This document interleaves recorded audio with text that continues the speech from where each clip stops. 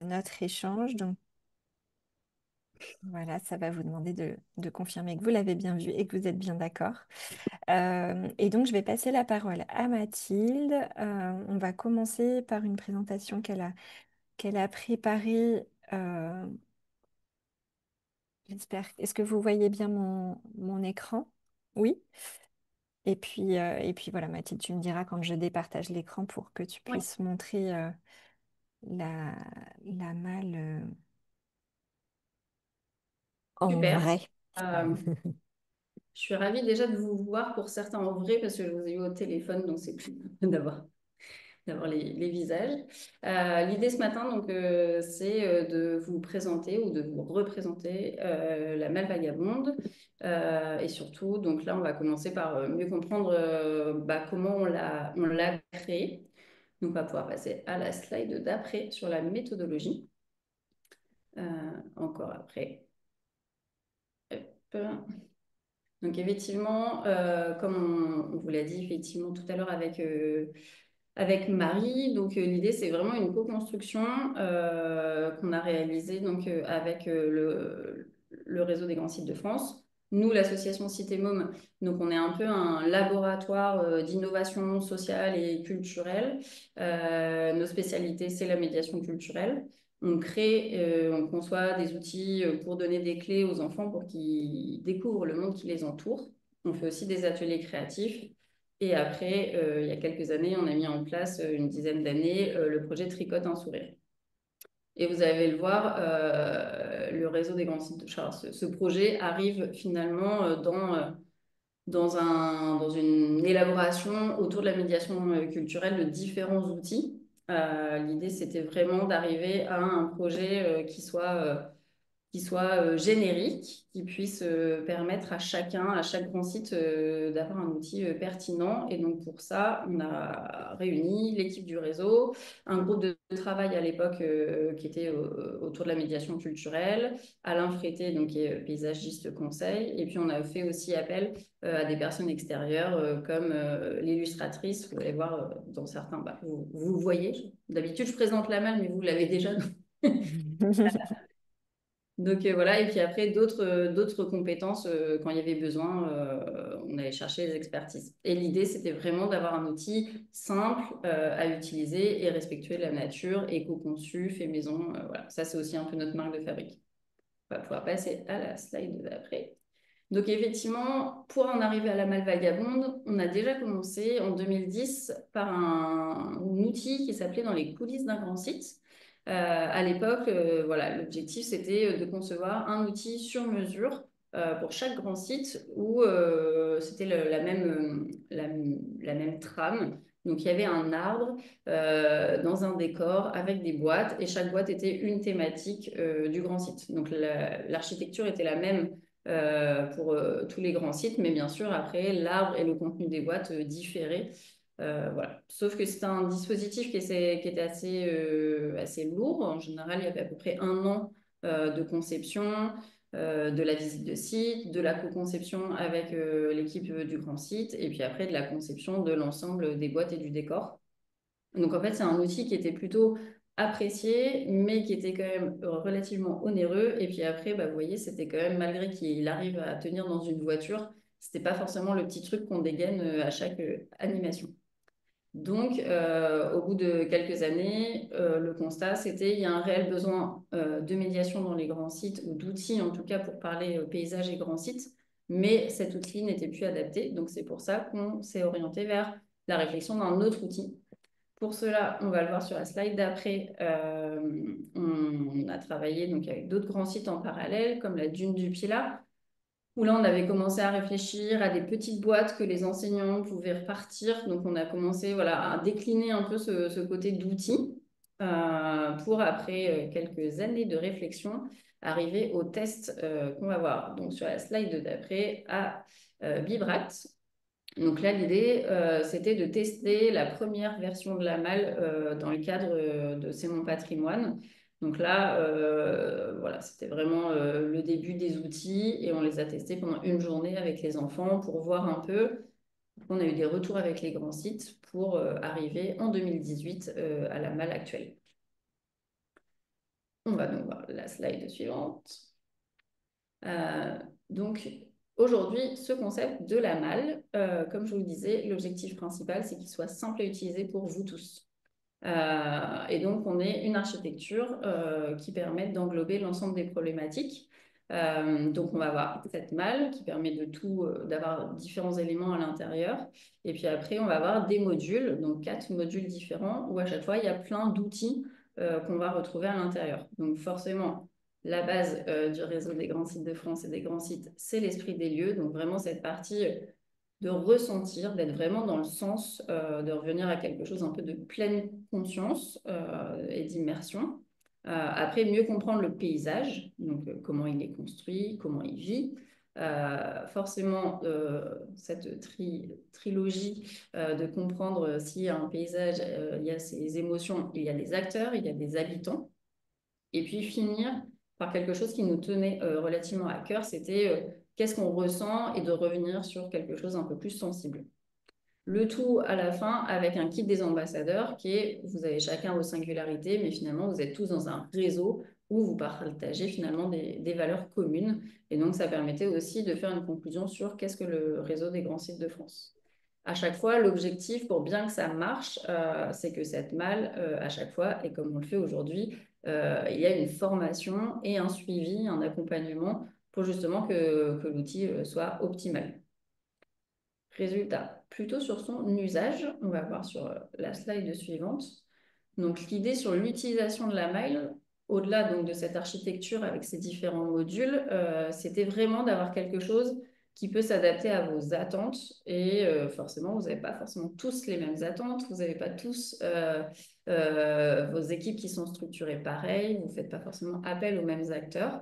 Et puis, vous avez déjà certains des outils. Donc l'idée, c'était vraiment d'être complémentaire à toutes les problématiques que vous avez à faire sur vos grands sites. Donc, on a essayé de prendre en place, en charge les différents paramètres d'une visite, donc que ce soit le temps de visite, les contenus à transmettre, les différents objectifs, vos typologies de public, les nombres de visiteurs et bien sûr la météo, vu que l'idée c'est que ça peut principalement se faire à l'extérieur, bien qu'après on peut forcément aller en intérieur.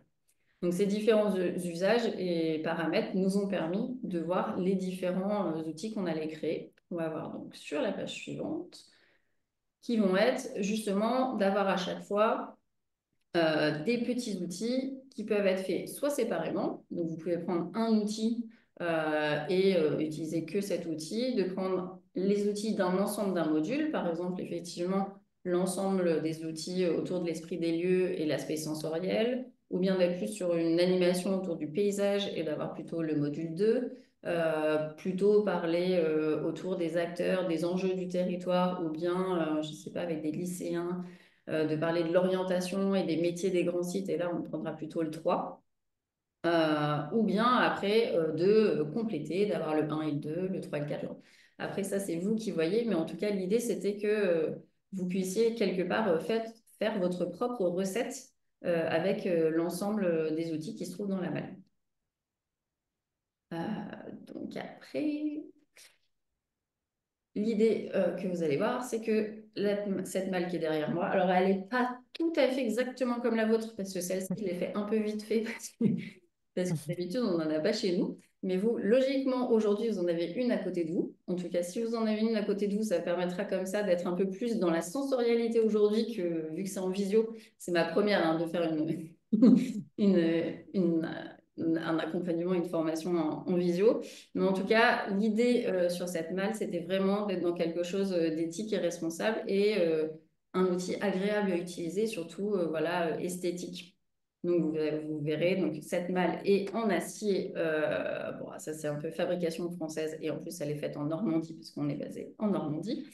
Après, vous allez voir donc tous les sachets qui sont à l'intérieur, c'est que des cotons qu'on récupère lors de salons. Voilà, donc c'est vraiment du coton de récupération. Et les petites cordes, c'est de la corde française.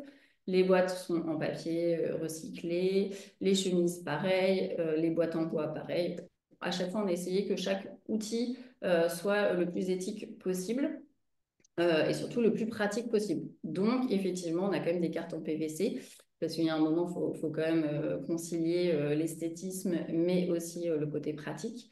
Mais en tout cas, l'idée, c'était à la fin d'avoir un outil qui soit effectivement agréable et pour vous à l'utiliser et pour les gens à aussi le regarder. Je pense que... Ah bah oui, la petite conclusion, c'est qu'aujourd'hui, alors je crois que là, en vision, on doit être 7 grands sites, je crois. Mais aujourd'hui, vous êtes 16 structures qui ont adopté la malle, donc 9 grands sites de France labellisés et 7 en démarche projet. Et donc voilà, aujourd'hui, c'est une petite Ok. famille dans le réseau qui a déjà cette malle. Et donc pour certains, pour tous, parce que vous avez tous répondu au questionnaire d'évaluation, donc, c'est aussi de se dire que voilà, aujourd'hui, on est aux 7 ans de la malle. Il paraît que 7 ans, c'est l'âge de réflexion. Donc, c'est pour ça qu'on a lancé en fin d'année dernière ce questionnaire et cette évaluation pour que cet outil aussi soit le plus optimal possible dans vos usages. Donc, on a eu le questionnaire. Pour certains d'entre vous, ces dernières semaines, j'ai pu échanger avec vous au téléphone. Et puis, aujourd'hui, voilà, c'était cette petite formation pour essayer d'avancer, que cet outil soit le plus utile pour vous. Est-ce que vous avez des questions avant de passer à l'ouverture de la malle? Non, c'est tout bon. Mhm. Est-ce que je continue le partage d'écran ou on fait que Non, c'est du... bon. On va passer Je... à la malle en direct. Je vais me lever. Mhm. Alors, j'arrête le partage, mais du coup, pour information, sachez que Mathilde, elle a préparé voilà, une présentation, comme vous voyez, qui fait 78 pages de présentation voilà, des différents modules, etc. Donc, bien sûr, vous pouvez prendre des notes, mais sachez qu'il y a beaucoup de choses qui sont récapitulées dans ce document assez complet. Donc, j'arrête le Avoir une partage. version papier avec la malle en général. Mais Voilà. peut-être qu'elle a disparu pour certains. Oui, est-ce que vous l'avez bien? Effectivement, c'est une première question. Mais sinon, il y a une version. Voilà. Donc, c'est parti. Oui, on voit bien la malle. Hop là.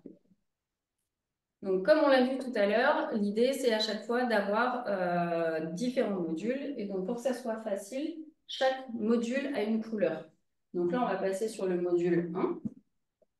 Et donc, le module 1, il va être de ce côté vert clair. Et donc, à chaque fois, vous avez le sachet avec la corde de la couleur et la broderie qui reprend le numéro. Alors, forcément, ouais, si vous les avez, hein. On a le numéro et le picto à chaque fois pour que ça soit aussi facile à prendre. Voilà. Sur le premier module, on est donc sur l'esprit des lieux. Et donc là, ce qu'on disait tout à l'heure, c'est vraiment ce côté que on s'immerge et on se reconnecte. On s'aperçoit aujourd'hui que, particulièrement dans notre époque, on est souvent un peu surconnecté, connecté à tout.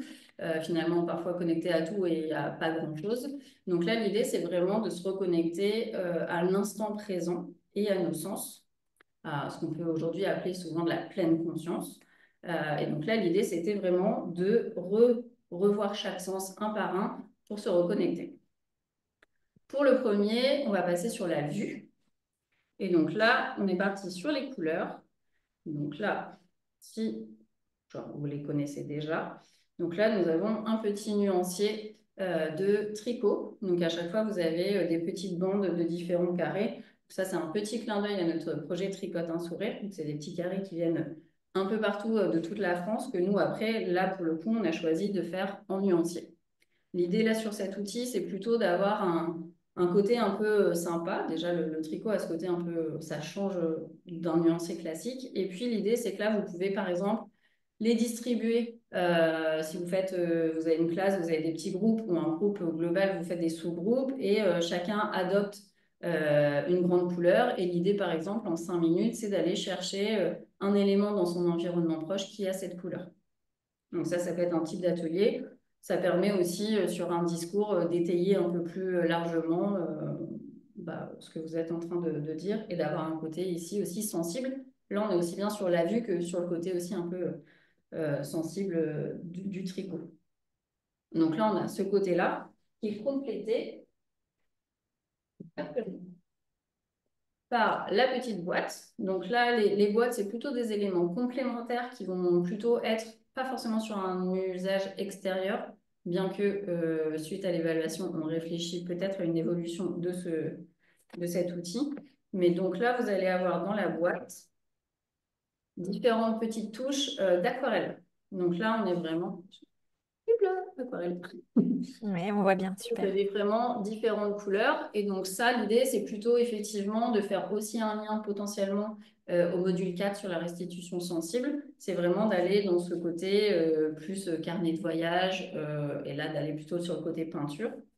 Mais ce qui peut être pas mal, c'est que l'outil malle, donc ce que je vous disais, c'est que cette malle en acier, c'est surtout le réceptacle pour effectivement mettre tous les éléments à l'intérieur. Mais par exemple, on le reverra à la fin sur les types d'usage, vous pouvez l'utiliser et certains, enfin pas mal de grands sites l'utilisent sur des stands, sur les marchés ou les choses comme ça. Et donc là, vous avez des petits aimants que vous avez sur le haut de la malle. Et donc quand vous la posez comme ça sur une table, vous pouvez justement venir commencer à mettre, par exemple, des touches de couleur. Je sais que, par exemple, à Etretat, sur le grand site info, ils la mettent sur le plan d'accueil et effectivement, ça permet de dire, bah, tiens, aujourd'hui, c'est la couleur bleue, à quoi ça vous fait penser? Donc, c'est aussi des outils qui permettent et de se reconnecter à la nature, mais qui permettent aussi parfois sur de l'accueil spontané de connecter avec la personne d'une manière autre que présenter le grand site en quelques mots. Donc, c'est aussi à chaque fois de faire appel à une autre typologie en fait de discours. Donc là, on va être plutôt sur le côté couleur. Voilà. Alors, après, ça va être le truc le plus drôle à faire en visio. Parce que là, nous allons passer à l'odorat. Et donc, résultat, ça va être la première fois que je ne vais pas pouvoir vous faire sentir. Voilà, excusez-moi, il y a un truc sur les. C'est la première fois que je ne vais pas pouvoir vous faire sentir les fioles, mais est-ce que chacun a ses fioles à côté de soi? Je ne sais pas si tout le monde a la malle à côté. Parce que si c'est le cas, il faudrait que vous ouvriez la une. C'est le petit jeu du matin. Je vois quelques petites mains qui bougent avec, voilà, super. En tout cas, donc, pour ceux qui l'ont, l'idée à chaque fois donc, de cette orgue de senteur, c'est vraiment d'avoir ce petit concentré. Donc là, à chaque fois, on a choisi 12 odeurs. Sur ces 12 odeurs, l'idée, c'est pas de se dire c'est quoi cette odeur. Et ça, c'est important. C'est à quoi ça me fait penser. Parce que l'odorat, c'est vraiment un sens qui est sous-développé, genre qu'on n'a pas forcément très développé. En général, on parle de 20% de capacité développée sur l'odorat. Et par contre, c'est un sens qui fait vraiment appel à nos souvenirs et vraiment à ce côté cognitif. Donc l'idée, c'est pas de dire aujourd'hui, c'est quoi cette odeur, mais à quoi cette odeur vous fait penser. Donc si vous avez cette odeur sous le nez, c'est le cas de le dire, on va faire un petit protocole. Protocole pour sentir. Donc là, il y a différentes choses. Vu que là, a priori, on est en juin et que je vois que tout le monde est à peu près en manche courte ou pas trop loin.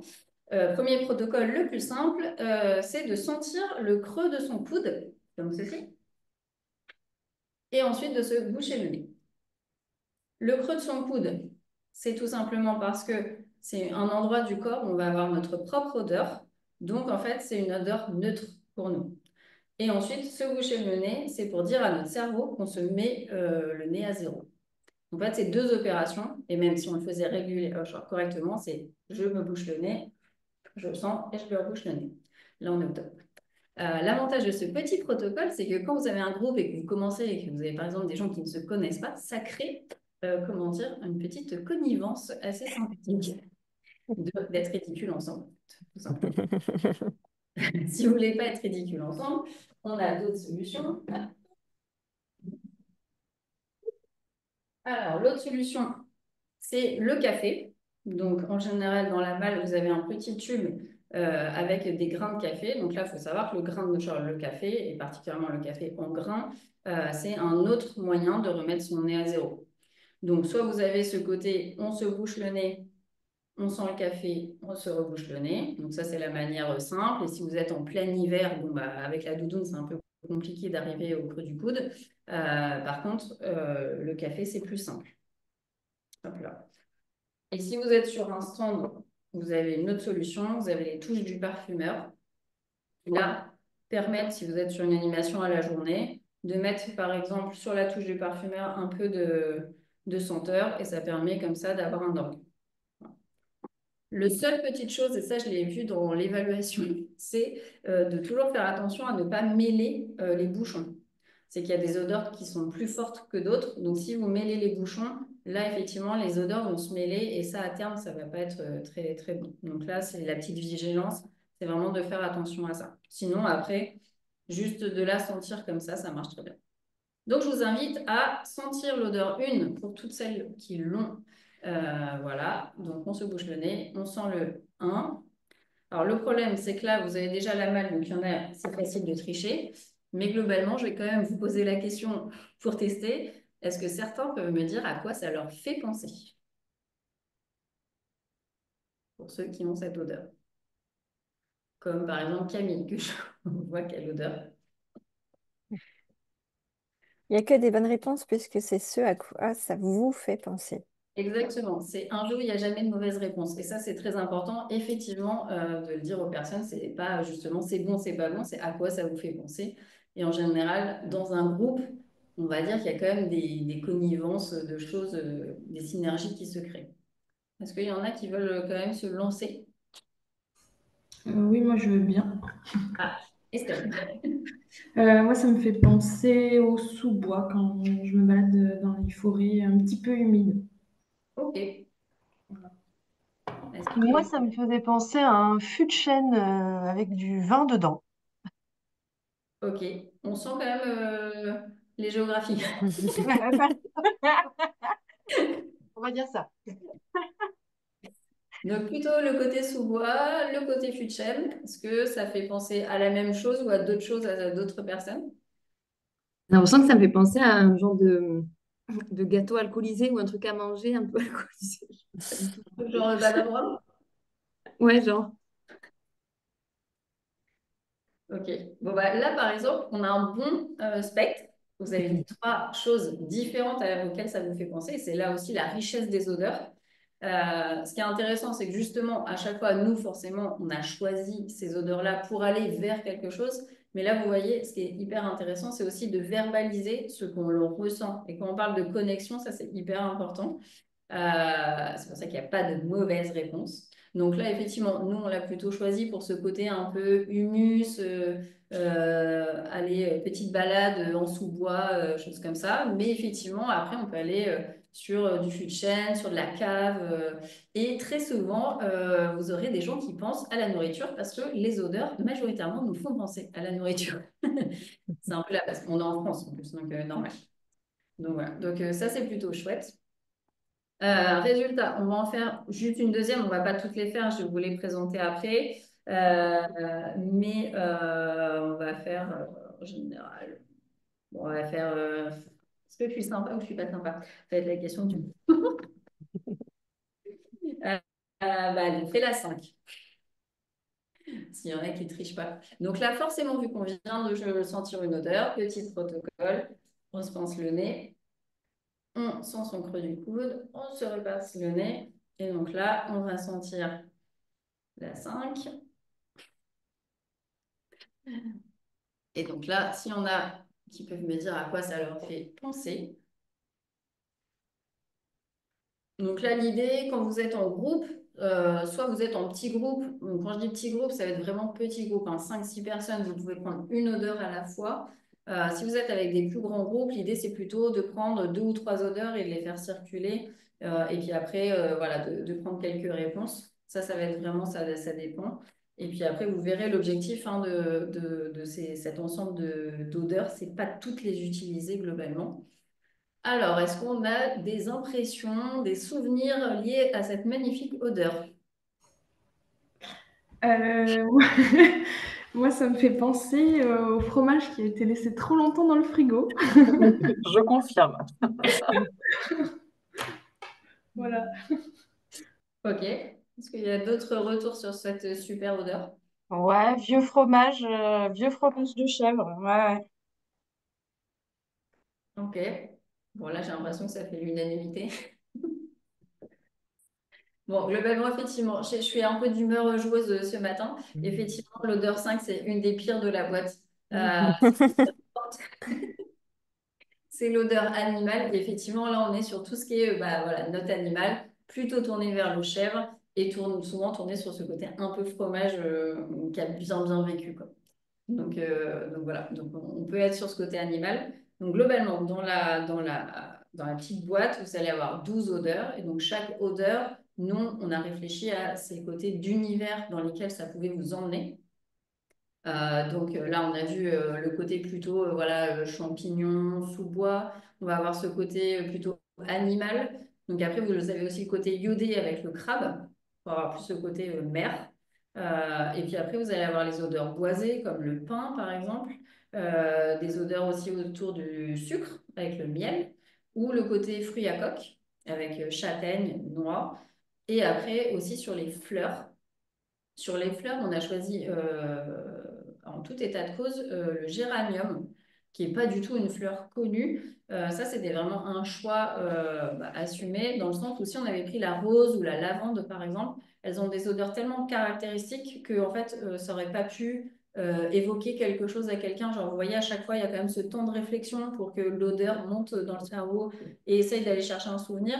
La rose ou la lavande, en fait, assez souvent, c'est une évidence, en fait. Donc là, l'idée, c'était pas forcément d'avoir des odeurs qui soient faciles à trouver, mais justement qui permettent un peu d'aller dans ces univers-là. Donc le géranium, c'est plutôt plus ce côté fleur que ce côté une fleur en particulier. Vous avez aussi, par exemple, la citronnelle, qui est plutôt là pour aller ce côté un peu champ, verdure, printanier.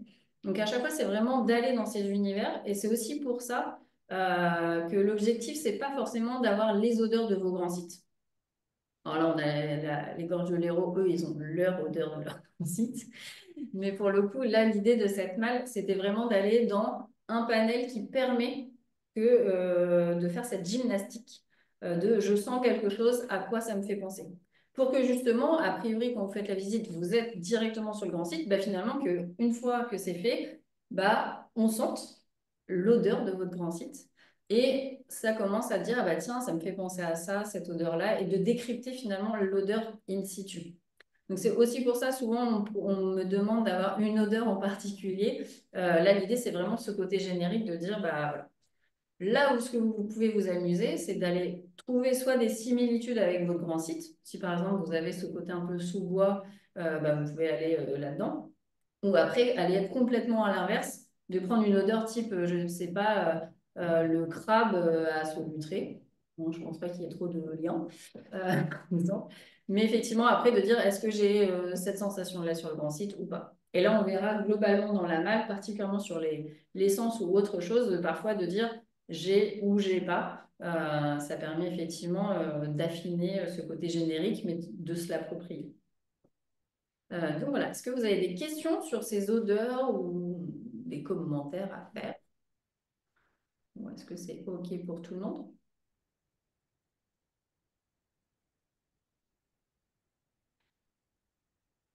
Non. Juste, je viens d'accueillir une personne qui était en salle d'attente en en lui demandant de bien vouloir se présenter, s'il vous plaît. Bonjour, désolé, je suis Gauthier Descours, paysagiste au grand site Concorde Sainte-Victoire. Bonjour, bienvenue.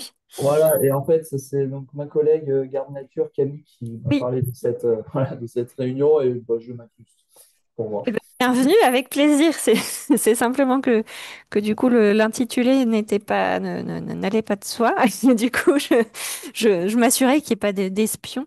Non, je suis pas un espion, c'est bon. Voilà, comme ça je me montre, voilà, pas de souci. Non, non, mais c'est super de se joindre à nous. Merci, bienvenue. Et vous êtes, Merci. voilà, bien sûr, le bienvenu. Très bien. Mathilde était en train de présenter voilà, le module 1 de la malle vagabonde. Voilà, donc Très bien. on est dans la partie sensorielle et on vient de faire la vue et on vient de finir l'odorat. Je pense qu'il n'y a pas de questions, donc on passe à la suite, qui va être le toucher. Voilà. Donc là, sur le toucher, on est sur comment dire, un petit sachet qui est un peu différent des autres, qui a un point d'interrogation, parce que là, l'idée, c'est d'inviter à aller mettre la main à l'intérieur pour finalement un peu toucher. et essayer de verbaliser ce qu'on ressent quand on met la main dans le sac. Et l'idée, c'est que ce petit nœud, ça permet surtout si on est en pleine nature, de le mettre sur un arbre, ou si on est en salle de réunion, de l'accrocher sur une chaise. Alors là, en vidéo, c'est un peu compliqué à faire la démo, mais globalement, vous pouvez voilà, l'accrocher pour avoir facilement ce petit côté. On vient mettre la main. A priori, le sac n'est pas assez grand pour qu'on puisse regarder ce qu'il y a dedans. On peut, mais l'idée, c'est de le faire un peu. Voilà. Et donc là, ça va avec hop, la petite pochette. Donc à chaque fois, vous avez 3 pochettes aux couleurs avec le numéro dans la malle. Donc dans celle-ci, vous avez une petite liste de mots qui permet justement, parce que parfois, verbaliser ce qu'on ressent, c'est pas forcément facile. Donc là, on a fait une liste d'adjectifs qualificatifs qui permettent justement peut-être de mettre le mot dessus. Donc on va avoir piquant, soyeux, rugueux, collant, chaud, froid, voilà. L'idée, c'est une fois qu'on a mis la main dans le sac, soit on dit, voilà, ça me fait penser à quelque chose. Là, c'est un peu comme l'odeur, c'est pas dire c'est quoi qu'il y a dans le sac, mais plutôt dire est-ce que ça me fait penser à quelque chose qu'il y a dans le grand site.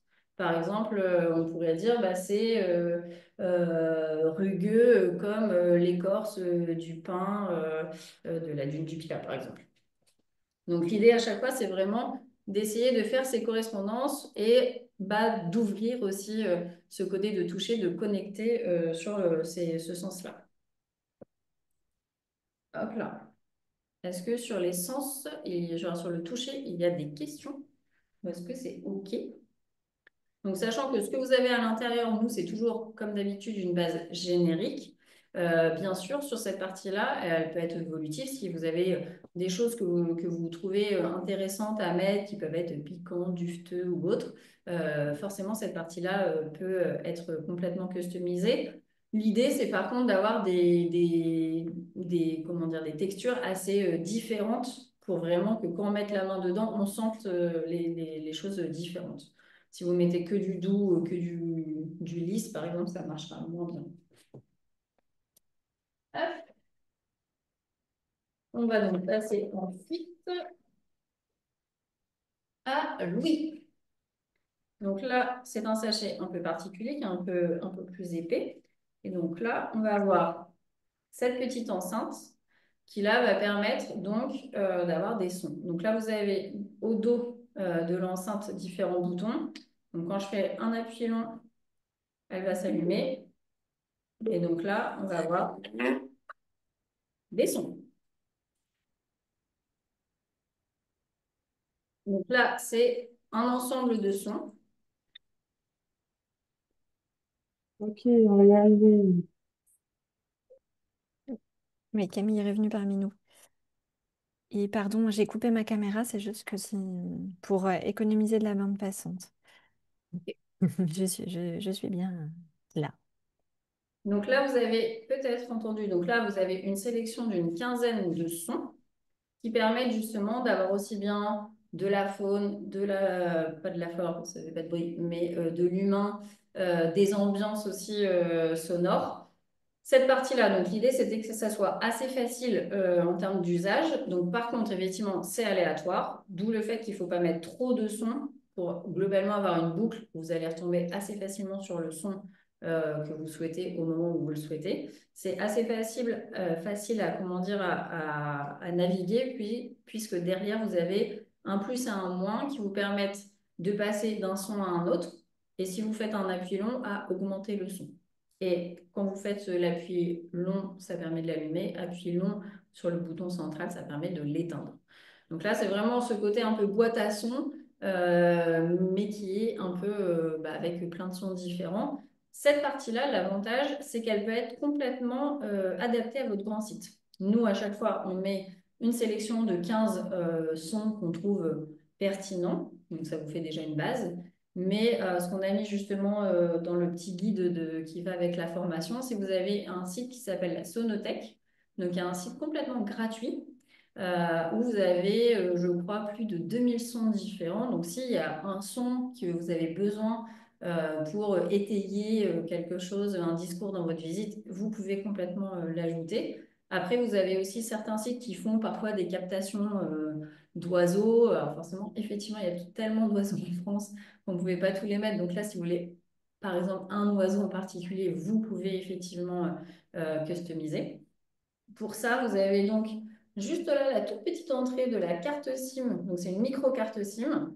Et donc là, l'idée, c'est de l'enlever. Vous la mettez sur votre ordinateur. Vous changez. Alors là, petit conseil, c'est pas d'ajouter des sons à ceux qu'on vous a mis. C'est vraiment de garder max 10 à 15 sons. Parce que si vous commencez à avoir 30 ou 35 sons, vu qu'on est sur de l'aléatoire, effectivement, la problématique, c'est que si vous en voulez un en particulier, vous allez mettre très longtemps à arriver sur le son. Et l'idée, c'est un peu comme on a vu, que ce soit sur les odeurs, que ce soit sur la vue. À chaque fois, l'idée, c'est plutôt de choisir. Donc, moi, je vous conseillerais de choisir globalement une dizaine de sons que vous trouvez pertinents sur votre visite. Et comme ça, vous y allez, vous pouvez naviguer assez facilement. Voilà. C'est OK pour tout le monde pour les sons? Super. Et bien sûr, bon, ça, forcément, truc de base, toujours vérifier qu'il y a de la batterie. Bon, après, ça va, ça consomme pas trop. Et l'avantage, c'est qu'il, malgré tout, il est petit, mais il est assez costaud en son. Même sur un groupe, une classe, ça marche assez bien. Il ne faut juste pas être dans un environnement très sonore, mais globalement, ça marche quand même plutôt pas mal. Donc là, on a fait l'ensemble des sens. Vous allez me dire, pas tous, puisqu'il manque le goût. Forcément, ça, pour le goût, on a choisi de ne pas le développer dans la malle pour des raisons, on va dire, pratico-pratiques, parce qu'on n'allait pas pouvoir mettre des goûts pour tout. Et puis aussi, sur des raisons d'allergènes, aujourd'hui, c'est quand même très compliqué sur les goûts pour les personnes. Mais sur les conseils, ce qui marche assez bien, c'est les sirops, parce qu'en général, pas trop d'allergènes.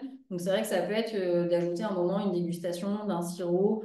Souvent, en plus, on a des sirops un peu artisanat local, d'une plante du coin. Donc, ça peut être intéressant. Les miels, c'est hyper intéressant parce que forcément, le miel a l'écosystème local.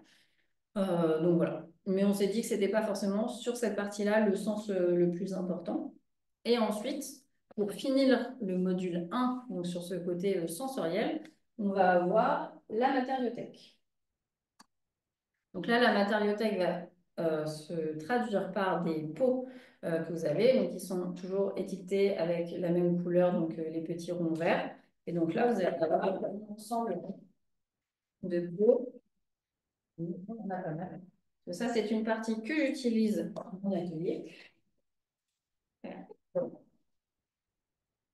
Donc là, l'avantage des pots, c'est que là, c'est vraiment vous qui les remplissez comme vous voulez, avec réellement la singularité de votre grand site ou de ce que vous avez envie de partager. Là, par exemple, dans les miens, forcément, je suis en Normandie, donc là, je vais avoir du lin. Donc, je vais avoir du lin de... Non. Je vais pouvoir avoir du lin, par exemple, là, du lin aux graines. Je vais pouvoir avoir de la filasse pour voir l'évolution du lin. Voilà. Je vais avoir différents types de cailloux. Donc là, chez nous, ça sera des silex, de la terre. Ça, pour le coup, nous, on avait pris ces éléments-là pour montrer qu'est-ce que je retrouve dans le paysage et qu'est-ce que je retrouve dans l'architecture. Et de montrer que parfois, finalement, on a quand même un lien très fort entre le paysage et l'architecture, puisque les matériaux de construction sont souvent ceux qu'on trouve à côté de chez soi. Donc ça, c'est vraiment cette partie que vous allez vous approprier et voilà. Vous pouvez en faire globalement autant que vous voulez. Nous, en général, dans chaque malle, on en met 6. Mais on vous met des petits stickers en plus. Et globalement, comme vous le voyez, c'est des pots de confiture ou des pots d'alimentation de la vie quotidienne. Donc après, vous pouvez voilà, avoir différents pots. Bon, comme tout, le but, c'est pas d'en avoir 50 et de vous poser la question à chaque visite duquel vous allez choisir. La petite chose à faire, vous voyez, moi je suis pas très bonne, c'est que vous avez parfois des éléments végétaux qu'il faut changer de temps en temps, parce que sinon ils pourrissent. Donc, il faut faire des petites mises à jour de temps en temps dans les pots. Et puis après, par exemple, souvent, quand vous me posez la question sur les odeurs, d'avoir une odeur un peu spécifique, l'avantage des pots, c'est que vous pouvez parfois mettre des éléments qui, sur une saison, permettent, quand c'est bien fermé hermétiquement, en fait, d'avoir une odeur qui se crée, en fait. Donc là, c'est une manière assez simple de créer une odeur de votre territoire en mettant finalement des éléments de manière hermétique dans un pot. Après, ça peut être effectivement des végétaux, ça peut être des éléments de l'Est de mer. Là, c'est un peu qu'est-ce qui va vous permettre d'étayer un discours lors d'une visite. Et dans la partie un peu synthèse de cette fin de premier module, vous avez donc l'autre petite boîte en carton. Donc là, qui est plutôt pareil, un jeu de cartes qui va être plutôt sur un usage, pas forcément en visite, mais plutôt sur une synthèse de visite, plutôt en général en intérieur. Donc là, vous allez avoir différents éléments qui vont reprendre la vue, les différents sens. Potentiellement, ça peut nous évoquer une odeur, une couleur et une atmosphère, un sens au niveau du toucher. Donc là, vous avez des zooms sur plein d'éléments qu'on peut trouver dans les grands sites. Ça peut être de l'écorce, ça peut être du sable, ça peut être de la faune, ça peut être des huîtres. Donc là, l'idée à chaque fois, c'est vraiment plus de faire un petit atelier de verbalisation. Ça peut être quelque chose qui est fait en petits groupes de manière très autonome. En général, d'ailleurs, sur cette partie sensorielle, sur une classe, ce qui peut être intéressant, c'est de faire par exemple 5 groupes et chacun passe sur chaque sens 5 minutes. Et donc, ça peut faire une petite intro assez sympa en petits groupes, de faire des petits jeux finalement. Donc voilà, je pense que sur cette partie sensorielle et sur le module 1, je finis. Est-ce que sur le module 1, vous avez des remarques, des commentaires ou des questions? Ou est-ce que c'est clair pour tout le monde? Si au bout de 10 secondes, j'en entends rien, je pense que c'est bon. Effectivement, c'est la première fois que je suis en visio sur cette Ouais, formation. c'est pas évident pour toi, Mathilde, mais enfin, n'hésitez pas si vous avez des questions. Je crois me souvenir que le module 1 est celui qui est le plus utilisé. Voilà, j'espère que ça vous a redonné peut-être des idées de réactiver, de retrouver peut-être des nouveaux sons, de la matériothèque, etc. Que ça, voilà, que ça a actualisé toutes vos informations par rapport à par rapport à ce module 1. Et bien, si tout le monde est OK, on va passer au module 2. Donc là, on va passer au paysage. Hop. Donc là, sur le paysage, hop. Tac. Donc là, sur le paysage, vous allez avoir deux petits sacs. Donc là, on est plutôt sur un vert anis qui tourne vers le jaune. Et donc, le premier qu'on va voir, c'est celui avec le petit picto qui ressemble un peu au point de vue, au panorama. Donc, dans celui-là, on va avoir hop, un ensemble de petites cartes qui vont permettre à chaque fois d'avoir les différents éléments du paysage. Donc là, sur ce module 2, l'objectif, c'est vraiment comprendre de quoi mon paysage est composé et surtout de comprendre que mon paysage est un élément vivant. Donc tout ce que je vois, ça vit, ça peut bouger, c'est pas un paysage sous cloche. Donc, résultat, sur l'ensemble des éléments, là, vous avez toujours plusieurs solutions. Soit vous avez une quinzaine d'éléments, soit vous sélectionnez ceux qui correspondent à votre paysage, soit si vous êtes avec un groupe, c'est montrer l'élément du paysage et dire est-ce que je l'ai ou pas dans le paysage que je regarde. Alors après, ça c'est important, c'est si vous êtes en extérieur, c'est vraiment de définir de quel paysage on parle. Est-ce que c'est celui qu'on voit? Est-ce que c'est un paysage qui n'est pas là, mais dont on parle? Donc ça, c'est de définir vraiment quelle est la base pour tout le monde. Et après, cet élément, alors là, je ne vous ai pas pris la bâche parce que je me suis dit que ça allait être un peu compliqué en visio. Mais donc, vous avez la bâche, donc une grande bâche d'1 mètre par 1,50 m dans la malle. Là, je voulais réimprimer. Voilà, donc vous avez ce côté sur cette bâche d'avoir des cercles. Donc, au milieu, vous avez un œil. L'œil, c'est un peu ce côté d'analyse sensorielle qu'on vient de faire. Donc, voilà. Maintenant qu'on est connecté à ce paysage, on va l'étudier. Donc, effectivement, c'est pour ça que sur le premier cercle, on va avoir les éléments qu'on va pouvoir mettre. Donc, par exemple, si hop, je prends une carte, là, par exemple, j'ai la carte colline. Est-ce que j'ai une colline ou pas dans mon paysage? Si oui, je peux venir la mettre sur ma bâche, sinon je la mets à part. Et donc ça va être un peu de venir à chaque fois, est-ce que je l'ai, est-ce que je ne l'ai pas, est-ce que je l'ai, est-ce que je ne l'ai pas. Et donc je viens venir en direct composer mon paysage sur la bâche. Puisque nous sommes sur un outil générique, forcément, effectivement, dans les 15 éléments qu'on a pensés, il y a peut-être des éléments que vous n'avez pas. C'est pour ça qu'on vous avait fait des cartes bonus. Donc là, les cartes bonus, ce sont des cartes vierges, mais qui peuvent être dessinées ou simplement écrites. Pour ceux-ci, voilà, vous avez à l'intérieur une carte vierge et Velleda dans la malle. Pareil, Velleda, toujours penser à voir s'il marche toujours. Parce que c'est des petites choses qui peuvent sécher. Et donc là, effectivement, je ne sais pas, est-ce que quelqu'un voudrait me dire un élément singulier de son territoire que je dessinerai? Allez, le premier qui dégaine. Vous n'êtes pas... Vas-y. Non. Après, les fossés qui sont dans les marais, qui composent les marais. Les fossés qui composent les marais. Bah, Ok. même le marais, en fait, parce qu'il n'y est pas. Le marais. Un marais. Ok, donc par exemple, effectivement, nous n'avons pas la carte marée, tout à fait. Donc là, voilà. Alors là, j'ai fait exactement ce que je venais de dire qu'il ne fallait pas faire. Du mauvais côté.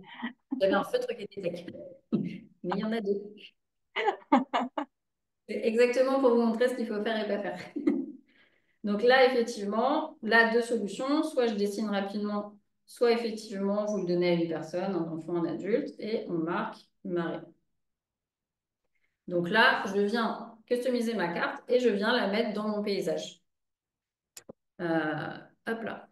Donc voilà. Et donc ça, vous pouvez le faire, ce qui permet effectivement à la fin d'avoir ce premier niveau qui va être rempli. Ce qui va me permettre de passer au deuxième niveau une fois qu'on a posé le premier niveau. Deuxième niveau, nous sommes sur le petit sac plus moins. Alors là, tout de suite, la première réflexion, le plus et le moins, c'est surtout pas positif, négatif. Le plus et moins, c'est augmentation, diminution ou réduction. Voilà. Donc ça, effectivement, je le dis souvent parce que parfois, on a l'impression qu'on est dans le jugement, c'est bien, c'est pas bien. Or, il y a des cartes qu'on pourrait assimiler, c'est bien, c'est pas bien. Mais logiquement, pas forcément toutes. Merci de la précision parce qu'en découvrant la malle, je n'avais effectivement pas capté et je n'étais pas d'accord avec certains plus et certains moins. Alors là, je suis tout à fait d'accord par cette remarque. C'est pour ça qu'effectivement, j'ai tendance effectivement à redire que effectivement, on a l'impression en France que c'est plus, c'est super et c'est moins, c'est pas bien. Non, c'est juste que plus on augmente et moins on diminue. C'est comme le son. Mais effectivement, il faut avoir le bon canal de référence. Donc là, par exemple, ça va être assez facile sur celle-ci, où on pourrait dire positif, négatif, mais non. C'est qu'effectivement, vous avez la construction de lignes électriques. Donc là, c'est quelque chose qui arrive dans le paysage, donc plus. Ou effectivement, l'enterrement des lignes électriques. Donc, on ne voit plus les poteaux électriques. Les lignes sont sous le sol, donc c'est moins. Ça disparaît du paysage. Donc là, c'est un premier exemple. Vous avez effectivement ensuite l'exemple, que je remette mes cartes dans l'ordre. Par exemple, si on reste sur le côté construction, donc justement la construction d'un bâtiment, donc ça, ça arrive dans le paysage, ou effectivement la démolition d'un bâtiment qui va disparaître du paysage. Ou plus simplement,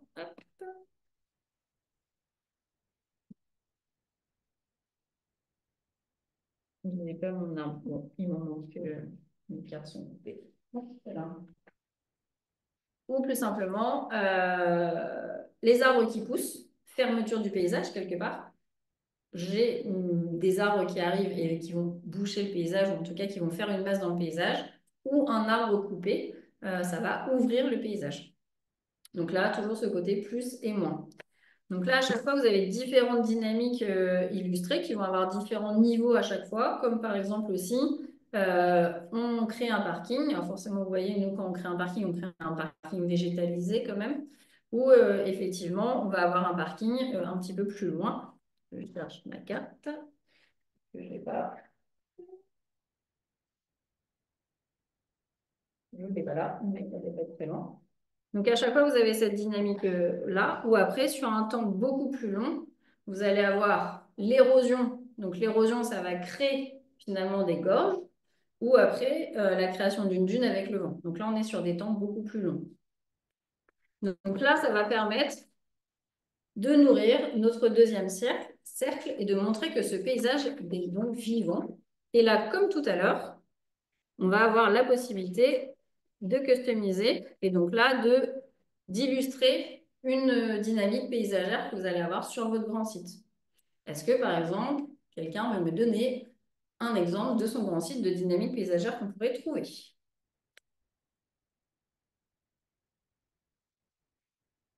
Il y en a qui sont motivés.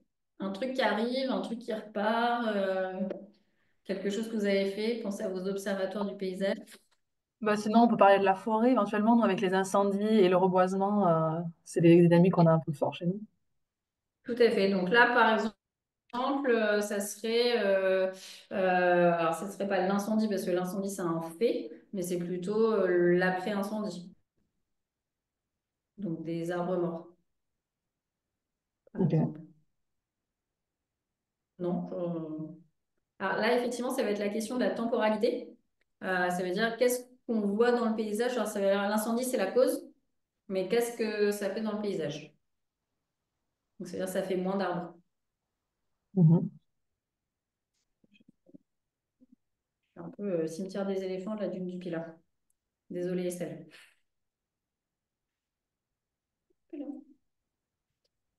Forêt brûlée. Hop là. Donc là, effectivement, vous allez voir donc un moins. Hop. Donc là, vous pouvez refaire votre dynamique paysagère. Et par contre, merci Emma, c'est une très bonne transition pour pour le dernier niveau. Alors, le niveau qui n'est pas sur la bâche, qui est donc en dehors de la bâche, c'est-à-dire que vous avez votre paysage, les dynamiques paysagères. Et si on va à l'extérieur, c'est justement hop, les cartes éléments. Donc, les cartes éléments, c'est les cartes qui vont justement être des causes de changement du paysage. Carte éléments parce qu'on a pris eh bien, exactement ce qu'on vient de dire, le feu. Forcément, l'incendie, le feu, ça va changer le paysage. Vous allez avoir la terre, donc tout ce qui est mouvement de la terre. L'air, donc ce qui peut être tempête, autre. L'eau, donc là, tout ce qui va être inondation ou autre. On est un peu catastrophe naturelle sur celui-là.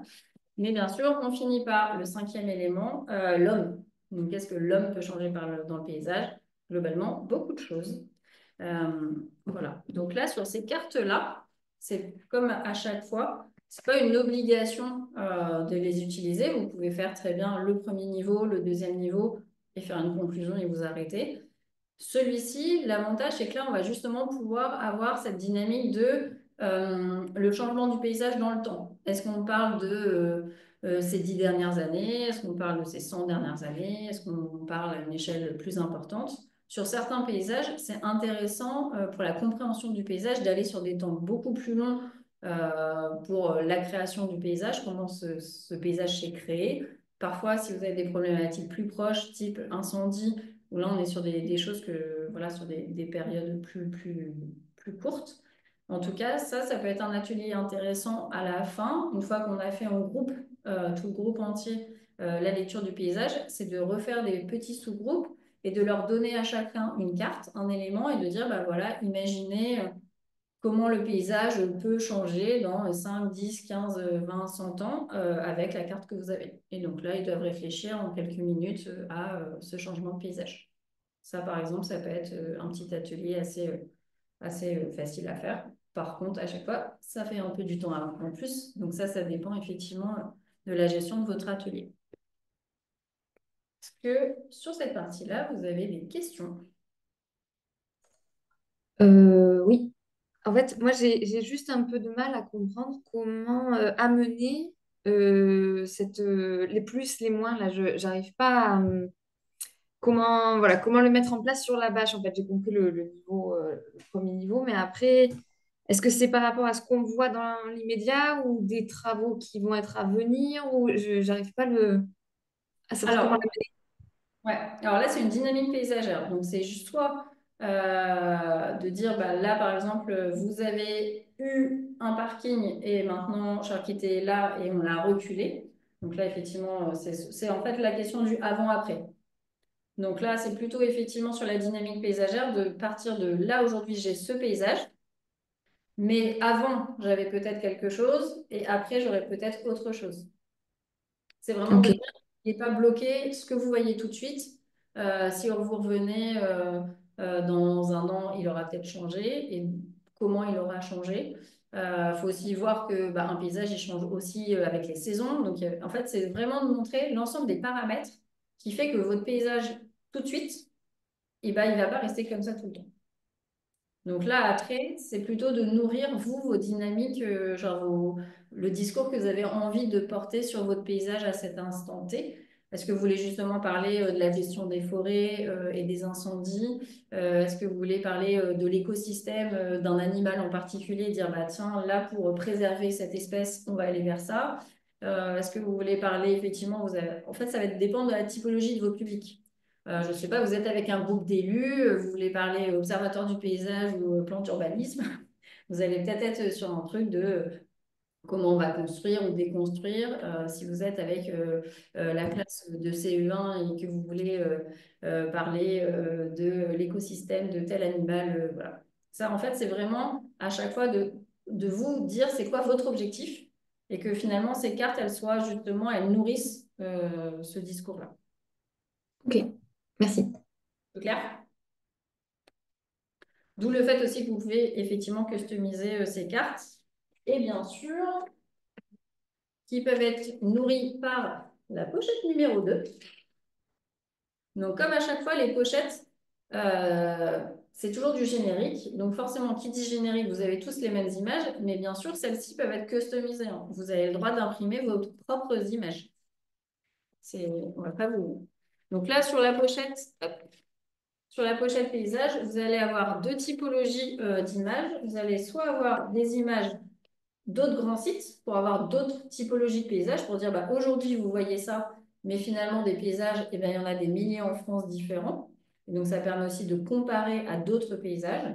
Donc là, vous allez plutôt avoir d'autres typologies de paysages. Donc si vous êtes plutôt ben, dans les gorges de l'Hérault et que vous allez au Puy-Marie, c'est bien, on a tout le monde ici.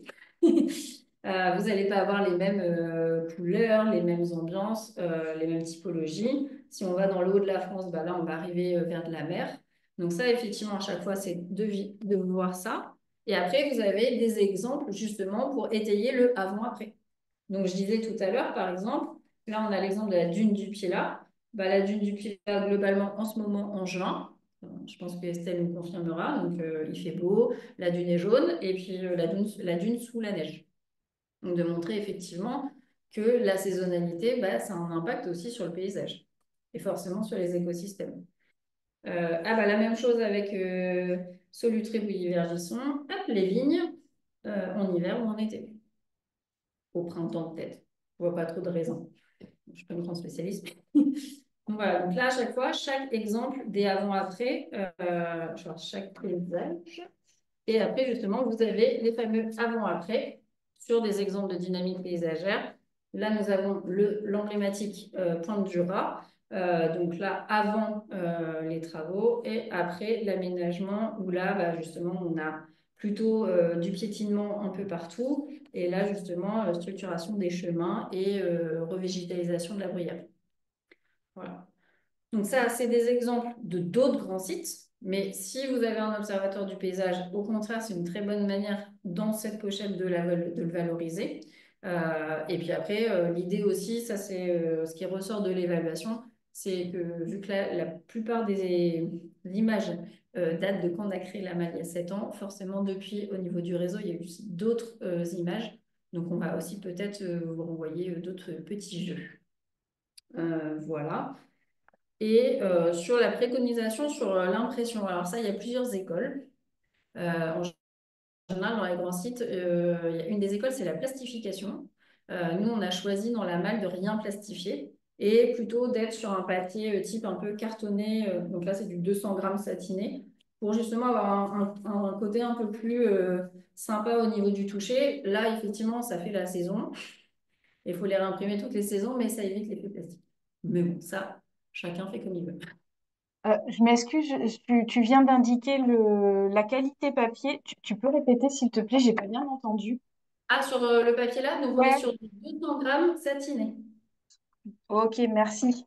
Qui permet d'avoir ce côté un peu doux. Ouais.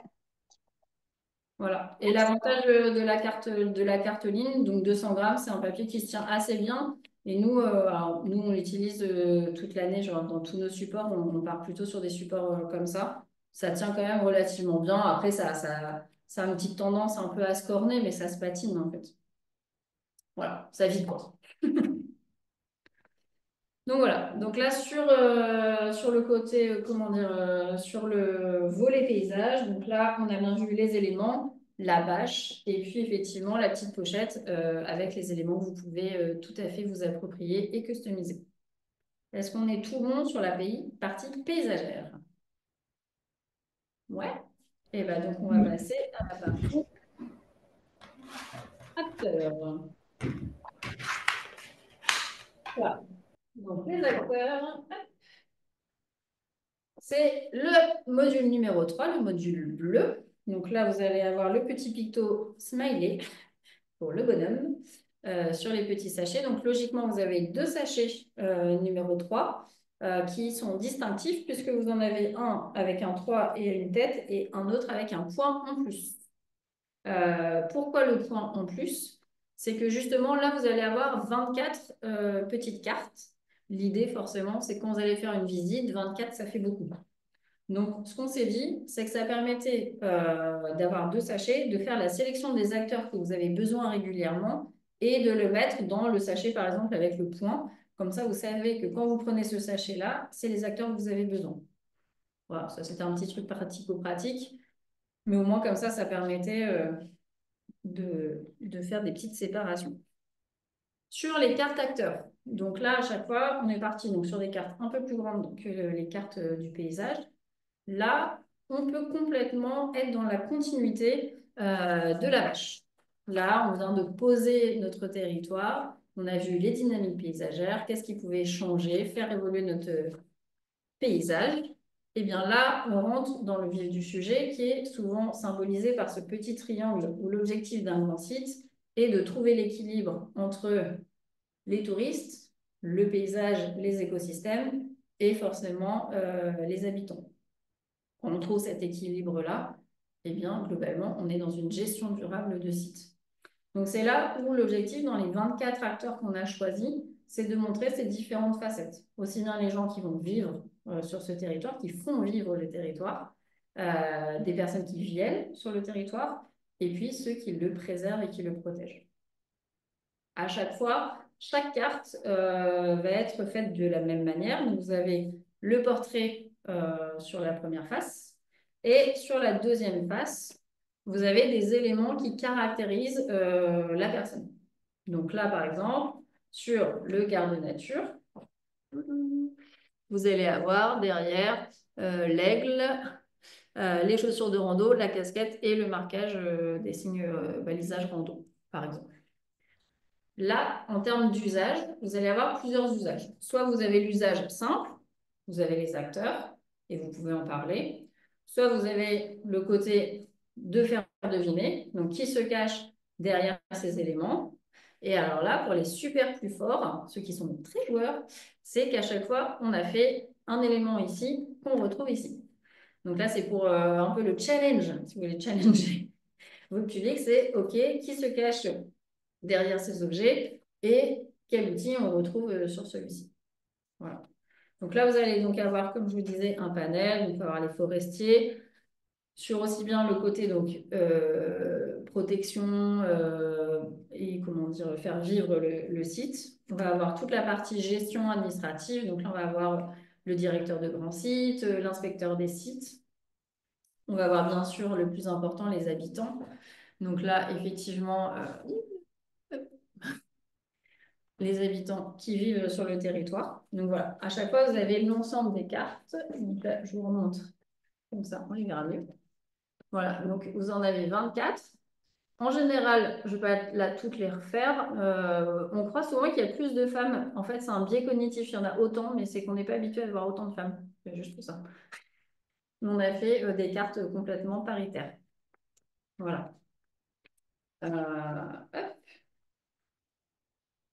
Donc là, sur l'usage de ces cartes, voilà, ça peut être complètement de venir compléter notre bâche. Et donc, si on est dans la continuité et qu'on a la bâche au sol avec son paysage qui est déjà fait, eh bien là, on va pouvoir mettre nos acteurs en fonction de notre paysage. Par exemple, là, j'ai un commerçant, bah forcément, il va aller dans le village. Là, j'ai un hébergeur. Bon, l'hébergeur, il peut être soit à proximité du village, mais il peut aussi avoir une aire de pleine nature, donc plutôt en extérieur. Bon, bah là, je vais avoir la directrice du grand site. Bon, bah, elle est un peu partout, hein. Les habitants, là, on va être plutôt effectivement plutôt village. Mais si j'ai le forestier, par exemple, le forestier, bah, je vais le mettre plutôt côté forêt. Donc là, c'est aussi intéressant de faire interagir les hommes par rapport au paysage. Et donc de mieux comprendre en fait ces synergies qu'on va avoir entre ce paysage et ses acteurs. Et aussi après, bah, vous pouvez développer des dynamiques. Par exemple, le commerçant, bah, s'il vend des produits, on peut parler filière courte, produits locaux. Et ben, il a travaillé avec l'agriculteur qui lui fournit des produits. Bah, en fait, ça, c'est vraiment à chaque fois, chaque carte, chaque élément de la malle est aussi pour vous peut être un début de discours, ou en tout cas appuyer votre discours que vous avez besoin. Mais en tout cas, ça peut être intéressant d'avoir effectivement des interactions. Et là, le fait d'avoir des portraits devant, bah, c'est plus facile en fait de parler d'un sujet avec les différents acteurs en face que d'en parler de manière un peu abstraite. Voilà. Et d'ailleurs, en général, dans la formation, ce qu'on propose comme petit atelier spécial sur ce module-là, c'est de rentrer un petit peu, d'aller soit à la rencontre des acteurs, soit de rentrer dans la peau des acteurs. Pour aller à la rencontre des acteurs, c'est ce qu'on avait fait par exemple sur la phase de test de la malle vagabonde à Bibract. On avait demandé aux enfants à chaque fois d'aller rencontrer un acteur et lui poser des questions type portrait chinois. Pour vous, le grand site, si c'était une couleur, ça serait quoi? Si c'était un animal, ça serait quoi? Donc là, c'était plutôt d'avoir une trame assez simple que chaque enfant pouvait poser une question. Et finalement, c'était le prétexte de dire ah bah oui, ça c'est un cheval, bah, pourquoi le cheval? Ah bah le bleu, pourquoi le bleu? Donc voilà. Donc là, c'est plutôt des éléments de discours, mais qui permettaient aux enfants d'aller à la rencontre d'un archéologue, d'un directeur de grand site. Voilà. Donc ça, forcément, c'est des choses qui s'organisent. Là, on est plutôt sur de la visite scolaire un peu organisée sur un cycle, par exemple, de séances. Voilà, donc ça c'est plutôt, ça peut être un petit truc un peu sympa pour aller un peu plus loin sur les acteurs. Et après, on avait rentré dans la peau des acteurs. Donc là, c'est plutôt sympa sur du collégien ou du lycéen. Le lycéen, on a toujours un peu du mal à le mobiliser. Mais eux, ils sont en plein questionnement de leur orientation professionnelle. Donc là, ce qui est hyper intéressant avec les acteurs, c'est aussi de comprendre c'est quoi les métiers. C'est quoi vos métiers finalement? Vos métiers et puis les métiers globalement qu'on retrouve sur les grands sites. Donc là, ça peut être intéressant d'avoir, donc là, c'est à vous de voir, ça peut être une sélection d'outils bah, qu'on va retrouver sur les cartes qui symbolisent finalement l'acteur. Et donc, ils vont choisir dans une malle où ils tirent au sort une carte et ils prennent un élément. Et là, ça peut être voilà, un petit jeu de rôle en 2 minutes, fais-nous découvrir ta carte ou fais-nous deviner ton personnage. Donc, voilà. Donc là, ça peut être vraiment un peu de se mettre dans la peau du personnage. Et alors là, si on va aller encore plus loin, le high level, là, c'est vraiment d'aller sur une séance un peu plus construite, où là, on va faire réellement du jeu de rôle, mais là, avec des scénarios. Et là, vous allez pouvoir vous appuyer sur un autre outil du réseau des grands sites de France qui est très intéressant. Peut-être que vous êtes déjà allé sur le site internet et donc vous avez toute une partie avec des portraits d'acteurs. Donc là, ça peut être intéressant de, par exemple, présenter les acteurs, d'avoir, donc là, c'est pas forcément sur le terrain, on est plutôt dans une salle. Donc là, de présenter, par exemple, une vidéo d'un acteur. Et ensuite, vous avez des petites problématiques qu'on a faites, type euh, une association locale veut organiser un trail au Puy-Marie. On a le directeur de site, le maire et l'association sportive. Et finalement, bah, chacun joue un rôle et ils doivent trouver la solution. En tout cas, ils doivent voir comment ils vont s'organiser. Donc là, c'est vraiment de se mettre dans la peau des personnages et de se mettre réellement dans une action de gestion de site. Voilà. Bon, ça, c'est le truc hyper high level, mais l'idée, c'est de vous donner des idées. Donc, voilà. Et puis après, des classiques, ça peut être des interviews d'acteurs quand il y en a qui ont des journaux d'école ou autres. Et puis aujourd'hui, en termes de communication, avec un téléphone, on peut faire beaucoup de magie. Les enfants sont très forts aujourd'hui avec CapCut ou d'autres logiciels de vous faire une vidéo TikTok en 2 secondes.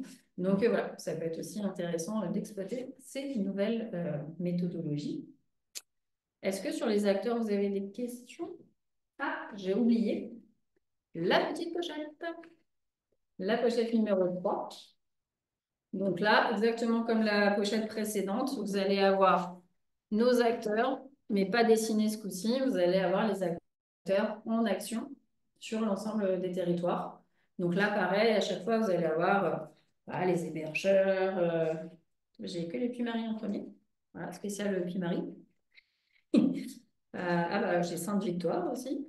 Donc voilà, à chaque fois, l'idée, c'est aussi d'incarner. On a essayé avec l'illustratrice d'avoir quelque chose déjà incarné, mais effectivement, vous avez le pendant en photo. Et bien sûr, on vous invite à aussi potentiellement mettre des personnes de votre territoire en photo si vous les avez dans votre photothèque dans la pochette. En tout cas, ça permet effectivement d'avoir un panel un peu plus important on a essayé potentiellement d'avoir les métiers en action. Je sais pas, je suis sur l'archéologue, donc là, bah, on est sur Bibract. Effectivement, on a les archéologues sur un chantier de fouilles en direct. Donc voilà. Est-ce que sur cette partie d'acteurs, on est OK pour tout le monde? Ouais, c'est bon? Et bah top. Donc là, globalement, on a ce panel. Donc, on a fait la découverte, on s'est reconnecté au sens, la partie sensorielle. On a découvert notre paysage, on a compris les enjeux qu'il y avait sur l'ensemble de ce territoire. Maintenant, on est plutôt sur une phase de conclusion. Et donc là, pour ça, on s'est dit, si on s'arrêtait là, à dire, OK, bon, bah, on a mieux compris le paysage, c'est super, merci, au revoir. Il y avait un petit côté un peu brut, un peu abrupt. Donc là, l'idée, c'était de partir sur justement ce qu'on a appelé cette restitution sensible avec une question très simple de, bah, finalement, je viens de finir de vivre cette expérience, de vivre cette animation. Finalement, qu'est-ce que je retiens? Qu'est-ce que je ressens? Et donc, pour être dans ce temps un peu de conclusion et de le verbaliser et surtout de le matérialiser, c'est pour ça qu'on vous propose différents petits temps. Alors là, je vais m'aider de ce que vous avez dans le document de présentation, hein, vous pourrez retrouver. Donc là, sur l'appropriation sensible, il y avait différentes typologies d'activités. On avait ce qu'on a appelé un peu les activités poético-artistiques. Donc là, par exemple, une qu'on trouvait assez sympa, qui prend pas vraiment beaucoup de temps, type 5-10 minutes. C'est à la fin de la visite, je prends, hop, des petits bouts de papier. Je vais les mettre tout là en direct. Voilà. Voilà, donc je vais avoir par exemple, nous on utilise souvent le papier craft parce qu'il y a un petit côté carnet de voyage, un petit côté sympa, genre ça fait pas du papier, ça fait pas de la nature, ça fait un intermédiaire. Donc par exemple, l'activité simple, dans mon papier craft, je découpe des petites feuilles, comme les feuilles d'un arbre, et là je vais demander à chacun de venir écrire un mot ou une petite phrase sur comment s'est passée la visite, qu'est-ce qu'il a appris. Donc, soit c'est une feuille, une question, soit c'est plusieurs réponses sur la même feuille. Ça, c'est à voir le type de public que vous avez. Si effectivement, vous avez des enfants qui sont primo, qui écrivent de pas beaucoup, on va plutôt leur demander un mot. Si vous avez un public type grand public, là, vous pouvez demander un peu plus. L'avantage, c'est que si chacun fait sa feuille, en 2 secondes, vous allez pouvoir créer un arbre sur une porte, sur un espace plan. Et donc, ça fait une sorte comment dire, de conclusion globale assez facile. Voilà. Après, vous avez hop, une autre manière. Voilà, le problème, c'est que j'ai pas envie de me dire dans le cadre, je ne sais pas si ça va beaucoup se voir, mais par exemple, si vous avez des fenêtres, là, par exemple, on a des fenêtres, la salle de réunion, mais par exemple, ce qui marche très bien, c'est avec les Posca, de venir faire un nuage de mots. Et là, pour faire un nuage de mots un peu artistique, ça veut dire vous allez demander à chacun un mot, mais au lieu de juste les mettre comme ça sur la vitre, alors vous pouvez, ça fait une première version, mais vous pouvez par exemple faire une forme. La forme d'un nuage, la forme d'une dune, la forme du puits-Marie. Voilà. Genre ça, après, vous pouvez vous amuser à finalement écrire les mots que les gens vous donnent et d'en faire une forme. Et par exemple, sur une surface vitrée avec le Posca, ça marche plutôt bien. Et ça fait un résultat assez sympa. Et donc là, on va allier le côté de chacun va verbaliser. S'il verbalise, c'est qu'il s'est posé des questions. S'il s'est posé des questions, c'est que son être entier a compris quelque chose et s'est inscrit en lui. Et parfois, on n'a pas forcément ce temps de se dire, OK, j'ai appris quoi aujourd'hui? Et puis finalement, quand vous avez cet échange de gens qui vont dire un mot, et ben, ça va rebondir avec un autre mot de quelqu'un d'autre. Et là, vous allez créer aussi un temps de conclusion collectif qui va être plutôt qualitatif. Voilà, donc ça, c'est des petites propositions qu'on vous fait. On peut avoir effectivement des choses un peu plus un peu plus qui prennent plus de temps avec des écoles, type d'aller complètement sur une activité de croquis pour finir globalement. Ah, merci Marie. Donc ça, par Oui. exemple, c'est un truc qu'on a fait en formation. Donc là, vous avez exactement la structure de l'arbre était déjà faite, hein. Et puis après, on est venu chacun mettre ses petites feuilles. Donc là, votre allié, c'est le papier craft et le masking tape.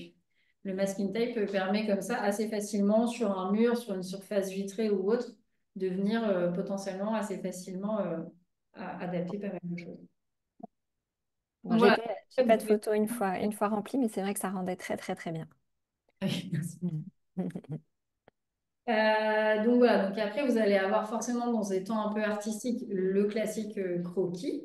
Alors après pour pas non plus aller dans des choses un peu trop compliquées, l'idée donc après nous ce qu'on préconise c'est d'avoir ce côté carnet qui est assez facile parce que comme ça hop on l'ouvre à n'importe quelle page, on a comme ça un support assez rigide et donc là on va pouvoir venir dessiner. Là, en fonction du temps que vous avez, forcément, ça va pas être la même finition. Mais par exemple, ce qui peut assez vite marcher, qui prend pas trop de temps et qui est assez efficace, c'est de dessiner donc de faire la ligne d'horizon. Comme ça, au moins, tout le monde a la même base.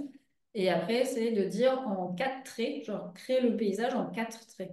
Et alors, si vous êtes joueur, c'est sans lever le crayon. Mais déjà, en 4 traits, ça permet vraiment d'avoir les lignes directrices du paysage donc là, déjà, ça structure aussi le paysage. Et après, ou pas de venir finir les détails. Après, sur les techniques, vous avez hop là, différentes techniques. Je ne sais pas si on voit bien. Donc, effectivement, les classiques, l'aquarelle. Nous, aujourd'hui, effectivement, on a soit ce côté des petites choses, hop, de petites aquarelles qui peuvent se partir assez facilement sur le tout-terrain. Mais après, ce qui marche hyper bien et ce que les enfants adorent, et ça marche vraiment trop bien, même les adultes, c'est les crayons aquarellables. Je ne sais pas si vous connaissez. Hop là. Donc, c'est comme les crayons de couleur. C'est exactement pareil. Sauf que finalement, je ne sais pas si vous allez le voir, hop, dans ma feuille, ici. Donc là, vous avez le crayon de couleur. Et en fait, quand on va venir mettre de l'eau dessus, ça va se transformer en aquarelle. Donc là, l'avantage, c'est que c'est beaucoup plus facile en termes d'atelier de passer du crayon à l'aquarelle que directement l'aquarelle avec l'eau. Voilà. Alors qu'aujourd'hui, on a les petits pinceaux avec l'eau directement dedans, mais voilà. Donc il y a des petites choses comme ça. Après, on peut tout à fait partir avec du feutre, avec du graphisme. Genre, il y a plein de techniques différentes. Voilà, après. Alain Frété propose à ses étudiants de mimer le paysage. Donc, chaque enfant ou chaque personne du groupe est un élément du paysage. Et à la fin, ça fait un paysage vivant. Mais je ne l'ai jamais testé, celle-là. Mais voilà, si un jour vous le testez, je veux bien une photo. Oui, moi aussi, je veux bien. Mais ouais, il y a vraiment, enfin, il y a des photos qu'on a déjà vues circuler. Enfin, ça doit être Alain Frétet qui nous les a montrées directement. Des élèves qui miment un volcan ou quoi. Ouais. Bah, Voilà. à entendre redire, je trouvais que c'était hyper intéressant. C'est pour ça qu'on l'avait mis. Je pense que Ouais. c'était vraiment chouette. Après, vous avez ce qu'on a parlé tout à l'heure, le portrait chinois. Donc, effectivement, là, d'avoir des questions assez simples qui peuvent être posées à la fin de la visite. Et puis après, le classique d'inspiration land art. Donc là, de venir mettre effectivement, de faire un mandala, d'écrire un mot avec les éléments qu'on a pu glaner, par exemple, pendant la visite. Voilà, donc ça, c'est un peu un ensemble de classiques. Euh, voilà, alors c'est pour ça, sur cette partie de restitution sensible, c'est pour ça qu'on vous avait posé dans la question dans l'évaluation. L'idée, c'est justement cette année de réfléchir à une extension de la malle sur cette partie un peu sensorielle pour vous donner des clés un peu plus développées que juste des pistes et de travailler potentiellement sur du matériel qu'on pourrait vous mettre à disposition pour aller un peu plus loin sur ce module 4. C'est en réflexion. Voilà, mais j'ai senti dans l'évaluation qu'il y avait une attente qui peut être intéressante. On va donc passer, si vous n'avez pas de questions, j'entends personne, donc je pense que c'est OK, à la partie 5, donc le kit des ambassadeurs. Donc là, c'est la super conclusion. La super conclusion, c'est que donc, vous venez de vivre une expérience, les personnes, voilà, la visite, l'animation, et l'idée, c'est qu'effectivement, à la fin, on revienne en vraiment pas longtemps, une petite minute ou quelques minutes, sur c'est quoi le réseau des grands sites de France. C'est pour ça, hop, qu'on a fait ce petit poster. Donc, pour les tout premiers qui ont eu la malle, vous l'avez en version tissu, mais qui petit à petit a été abandonné parce que le problème, c'est que vous êtes un réseau très vivant et que, comme le paysage, et que résultat, le réseau bouge et donc il y avait besoin de faire des réactualisations assez souvent. Donc, ce que je vous propose maintenant, à partir de cette année, c'est qu'à chaque changement du réseau, on vous renverra à tous la carte à jour. Et là, de plutôt partir sur une impression A3, alors, soit plastifiée, soit sur du satiné de 100 grammes, comme vous voulez. Mais en tout cas, voilà, sur un support assez simple. Voilà, on se dit, il vaut mieux que vous en ayez à faire quelques impressions dans l'année. C'est un peu moins facile que le tissu. Le tissu, c'était sympa, mais effectivement, en termes de réactualisation, c'était un peu complexe. Là, vous voyez, la dernière à jour, février 2025. Donc, celle-là, je vais vous l'envoyer à tout le monde. Et l'avantage de ce petit montage, c'est que vous avez l'ensemble de la carte à jour, avec l'ensemble des grands sites labellisés, des grands sites en projet. Vous avez différentes typologies de paysages, paysages bâtis, paysages façonnés par l'homme, littoral, montagne. Donc là, ça permet d'avoir une petite synthèse aussi. Et puis après, vous avez toute cette partie en bas qui est ce côté paysage bah, justement vivant, avec des activités, avec des paramètres et qui, quand vous êtes super trop fort, vous avez la coupe, vous avez l'objet label. Voilà, et que le but du réseau des grands sites de France, c'est effectivement la gestion durable d'un site et soit de l'atteindre et d'avoir le label, soit d'être en cours de démarche de labellisation ou d'aller vers la labellisation. Voilà, donc ça, l'idée, c'est d'avoir effectivement en un seul support des éléments assez simples. La seule petite particularité, c'est que là, on vous fait un peu travailler, c'est qu'on ne pouvait pas mettre toute la liste des grands sites en même temps. Donc là, vous avez deux solutions. Soit vous faites une anti-sèche derrière, que je n'ai pas faite, mais vous pouvez, avec l'ensemble des grands sites qui correspondent au numéro, soit vous les apprenez, les 51 par cœur. Ça, c'est le choix. Voilà. Facile. Et voilà, ça c'est le quiz. C'est le quiz si vous connaissez les 51. Voilà. Bon, l'avantage quand vous avez effectivement des personnes, si vous êtes sur des grands publics touristes, ça permet de dire, bah, tiens, à côté de chez moi, j'ai peut-être un autre grand site, voilà, quelles sont les problématiques. Peut-être qu'il y a des problématiques en commun avec d'autres grands sites. Donc là, il y a vraiment ce côté d'échange.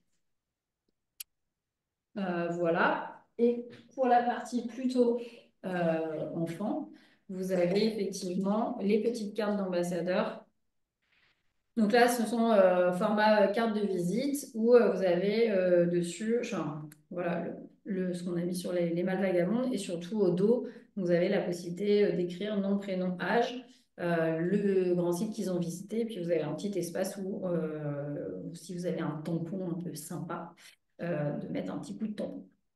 Donc ça, c'était une petite piste qu'on avait faite parce qu'il y avait certains grands sites qui avaient mis ça en place, qu'on trouvait ça sympa.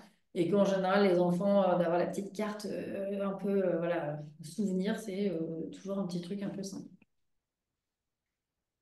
Ok. Donc voilà. Est-ce que vous avez des questions ou on passe sur la dernière partie? J'ai juste une question toute bête. Nous, les cartes ambassadeurs, on en a quasiment plus. Pour les refaire, on se débrouille ou est-ce que vous avez des petites commandes groupées Ouais. Alors ça, pour avoir les mêmes?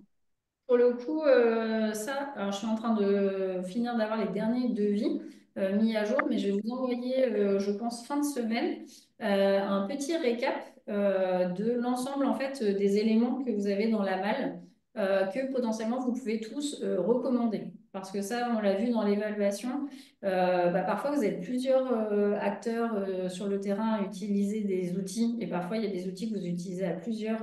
Donc, ça veut dire que parfois, vous avez peut-être besoin de plusieurs jeux d'un outil où il y a des choses que vous avez pu ou une odeur que vous utilisez plus. En tout cas, l'idée, c'est justement pour mieux répondre à vos usages sur vos grands sites, de vous mettre à disposition. Donc, vous pouvez faire des commandes. Après, effectivement, sur les fiches, genre sur les petites cartes ambassadeurs, ça pourrait être effectivement intéressant de voir si vous en avez tous besoin de faire une commande groupée et ensuite on vous les envoie. Ça peut être effectivement envisageable. Voilà. Résultat, Marie, peut-être que sur la dernière partie, on peut revenir sur le document, sur la partie 6. On va faire une Oui. petite. Alors, bien sûr, Donc l'idée justement, donc, il veut là, plus. sur la fin, c'est maintenant que vous avez revu Attends, l'ensemble de ces ça marche outils. plus. T'as plus le doc. Attends, en plus, j'ai pas de connexion. Ah. Bon, sinon, c'est pas grave, je vais le faire en direct, non, t'inquiète. Attends. L'idée, c'était à la fin, c'était voilà, de revoir un peu globalement les usages qu'on pouvait avoir de la malle. Ça Donc, m'énerve. on peut avoir vraiment cet usage complet comme la crêpe. On a dit qu'effectivement, la malle, c'est vous qui faites votre recette. Donc, vous pouvez vous faire votre recette de crêpe complète, où là, vous faites effectivement une visite de A à Z. Donc, ça veut dire le module 1, état d'esprit des lieux, on regarde, voilà, on se reconnecte, analyse du paysage, enjeu, appropriation sensible, conclusion avec le réseau des grands signes de France. Donc ça peut être un usage, mais qui peut être... on va y arriver. Ouais, super. Et voilà. Et la page d'après. Alors, effectivement, l'idée, c'est que forcément, tous les éléments de la malle correspondent au programme scolaire. Donc, à chaque fois, on a bien regardé sur les différents programmes du cycle 1, cycle 2, cycle 3.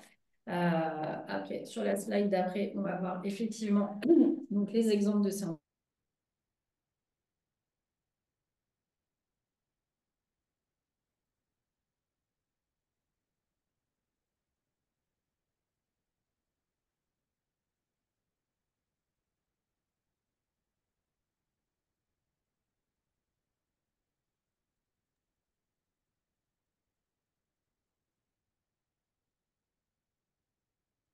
Non, ça, j'entends plus Mathilde.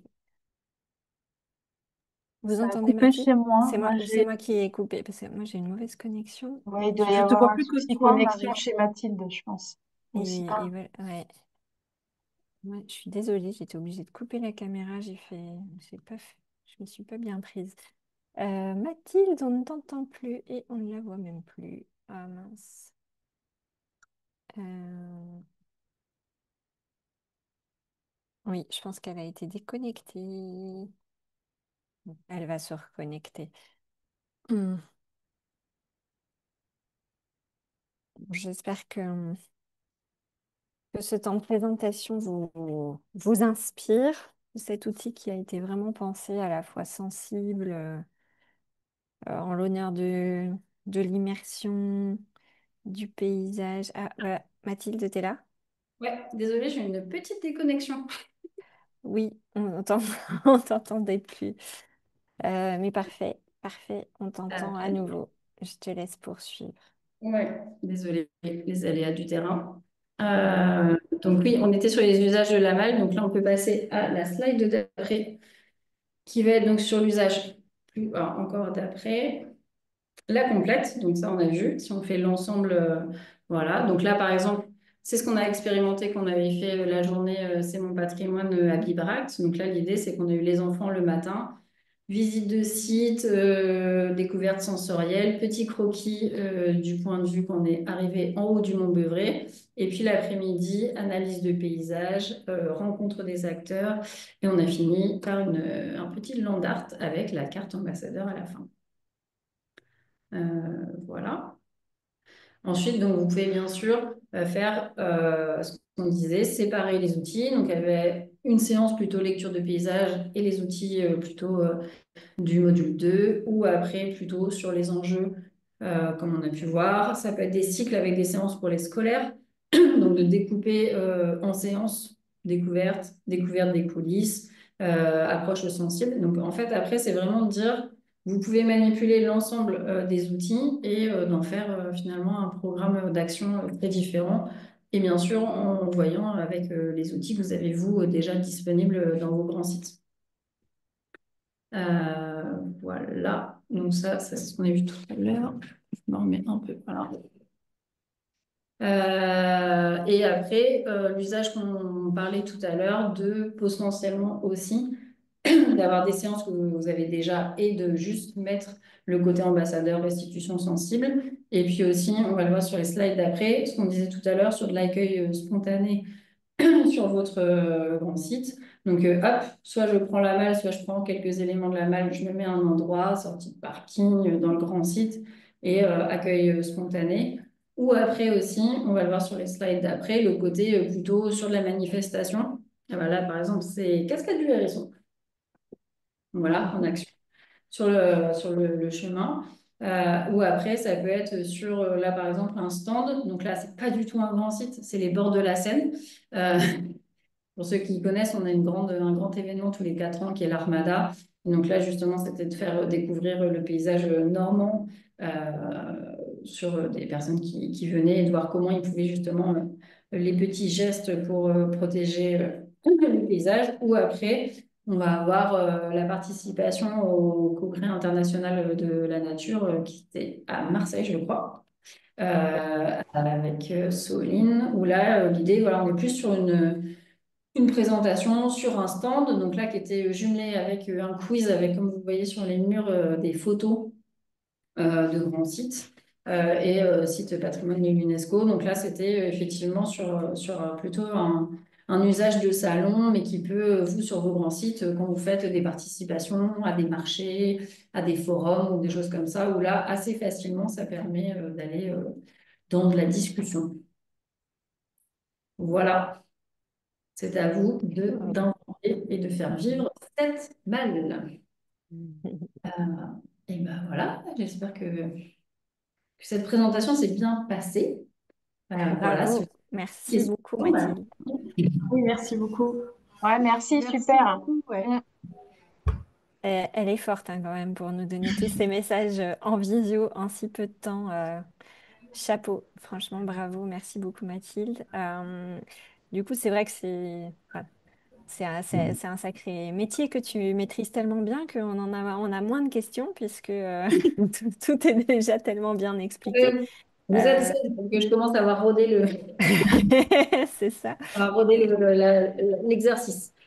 Malgré tout, peut-être vous avez quand même des interrogations, des questions sur vos usages, sur votre manière d'utiliser cet outil qui est pensé à la fois pour être générique, mais en même temps qui est très facile à s'approprier et avec des ajustements qui peuvent être pensés sur mesure sur vos territoires. Est-ce que ça vous donne des idées? Oui, on utilise quand même pas mal d'outils de manière récurrente, mais là, c'est vrai que de voir l'ensemble, ça permet aussi d'ouvrir un peu des possibles sur comment animer différemment, et c'est très intéressant de le voir en intégralité. d'avoir pris ce temps, en tout cas, pour comprendre comment ça peut fonctionner de manière différente. Oui, parce que c'est vrai qu'en fait, tous les modules sont vraiment complémentaires Mm. et c'est intéressant d'avoir enfin, de donner aussi aux visiteurs cette vision complète, quoi. Ouais.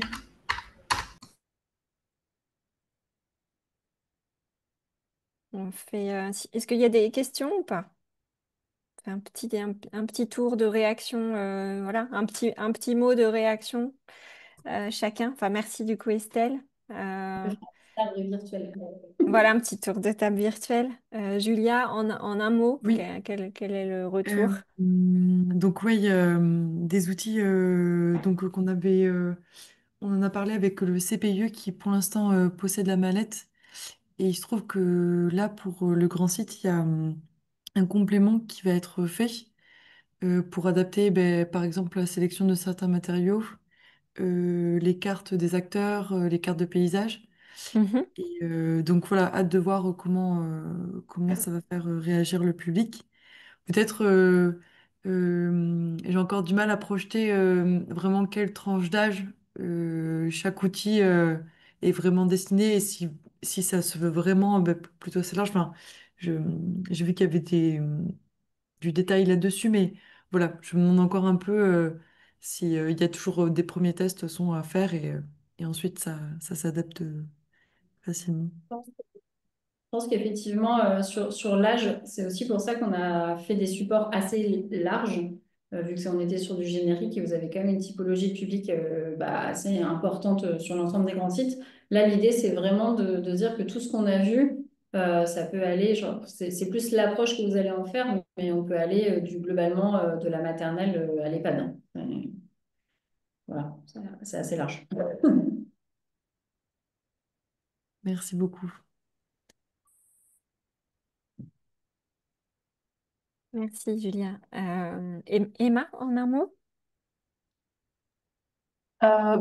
Nous, c'est un outil qu'on a depuis longtemps, donc pas mal d'éléments, on les connaissait déjà. Par contre, ça donne un éclairage nouveau pour certains de voir comment on peut les utiliser et comment on peut redonner un petit coup de frein à notre mal. Mm. Euh, pour que voilà, ça aille un peu mieux. Et après, je sais qu'on a tendance à utiliser assez souvent les mêmes outils parce que c'est eux qu'on a l'habitude d'utiliser, notamment toute la partie sensible, parce que pour l'esprit de lieu, vraiment, on sent qu'on a ces habitudes-là. Il y a d'autres outils qu'on a moins l'habitude d'utiliser, donc peut-être ça va nous aider à penser des ateliers en imaginant un peu plus des choses avec ces autres modules. Donc c'est bien. Merci beaucoup, en tout cas. Merci beaucoup, Emma. Alors, Camille? Peut-être oui. Il n'y a plus qu'une seule Ok, Camille, il n'y d'ailleurs. avait que moi, d'accord. Euh, oui, bah, c'est beaucoup plus clair, effectivement, parce que j'en avais discuté aussi au téléphone, et pour moi, ça apparaissait trop généraliste. Enfin, voilà, comme j'avais pas les détails de comment animer, comment gérer les modules, tout ça, ça me paraissait un peu trop flou pour moi et trop éloigné, ou voilà, pas assez adapté. Mais alors là, vraiment, ça m'a donné plein d'idées. Je pense que ce soit sur les stands ou avec les animations scolaires, là, je mène une aire terrestre éducative à côté voilà, à côté du bureau même. Donc, ça me donne plein d'idées. Je trouve que Super. ouais, c'était vraiment très utile pour moi. Merci beaucoup.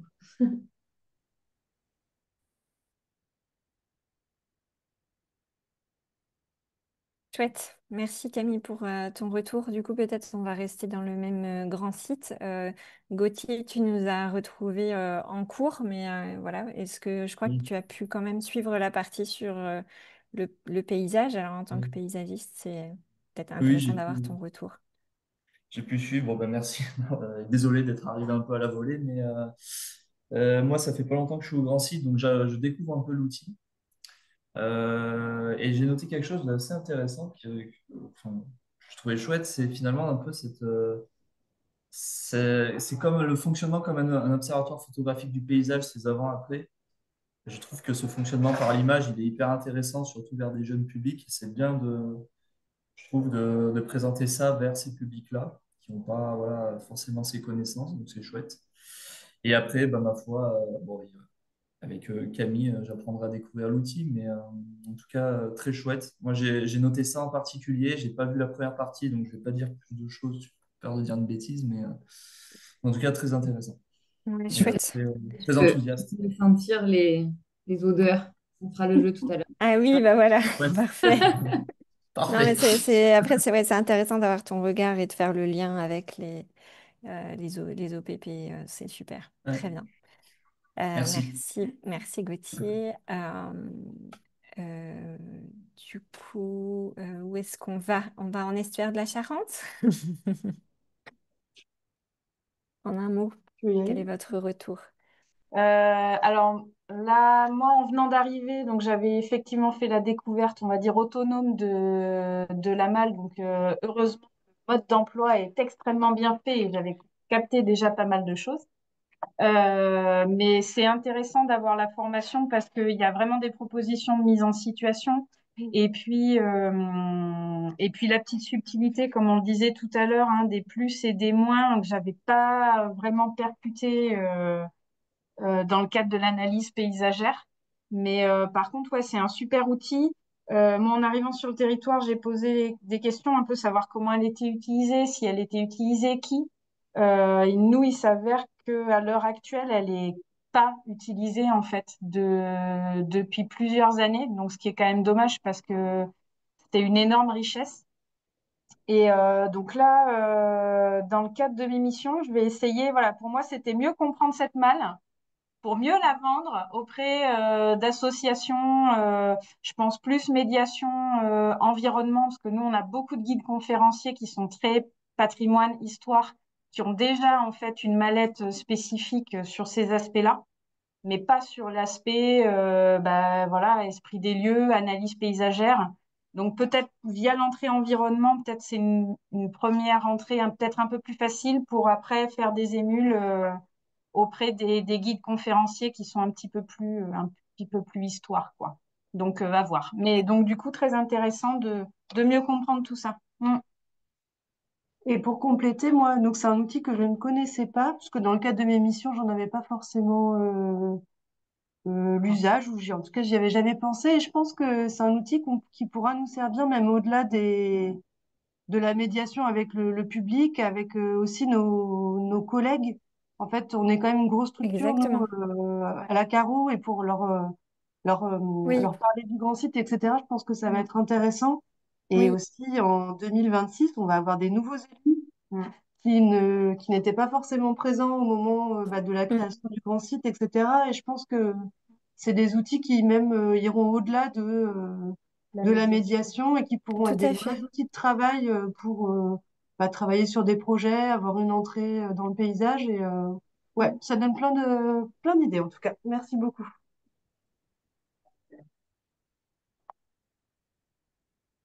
Ouais, super, merci Milena. Effectivement, on est peut-être passé un peu vite à la fin, mais je me souviens que ça avait été aussi le retour de certains autres grands sites dans les dunes de Flandre, où c'est pareil, c'est la communauté urbaine de Dunkerque, hein, derrière. Bon, à Mhm. Concors-Sainte-Victoire, c'est pareil, voilà, ce sont des grosses structures et donc il y a un besoin d'acculturation, de partage auprès de grandes équipes et puis aussi auprès d'élus. Et la Malvagabonde est un outil vraiment voilà, qui rassemble. Est très pertinent dans ce cadre-là. Et voilà, Mathilde, elle a déjà fait même des formations avec des élus et ça fonctionne très très bien. Ouais, ça m'étonne Ouais. pas. Un outil de concertation aussi, ouais. Oui, Oui, tout Ouais. à ouais. fait. Ah bah, On en parlait sur l'analyse paysagère en se disant quand il y a des projets, parce que là, nous, on a eu deux gros projets d'aménagement qui sont en cours sur donc les pointes de Foura et de Port-des-Barques pour ceux qui connaissent un petit peu l'estuaire de la Charente.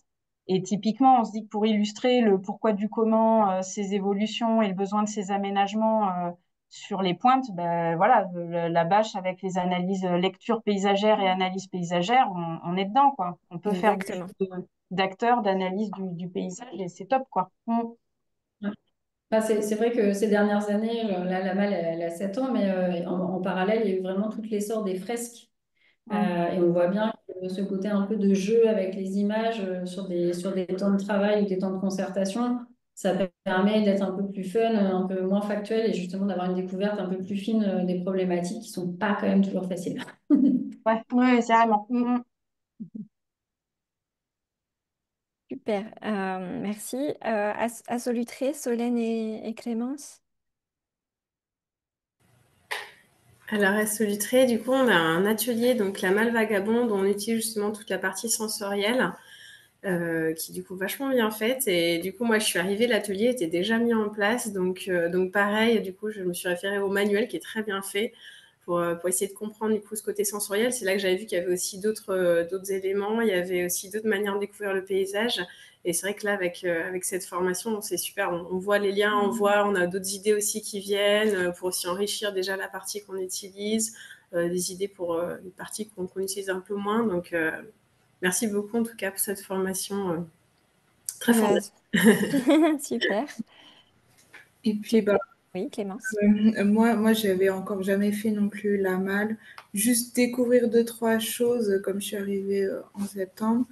Mais ce que j'aime bien, c'est que tout est complémentaire, mais on peut aussi prendre chaque chose un peu indépendamment les uns des autres.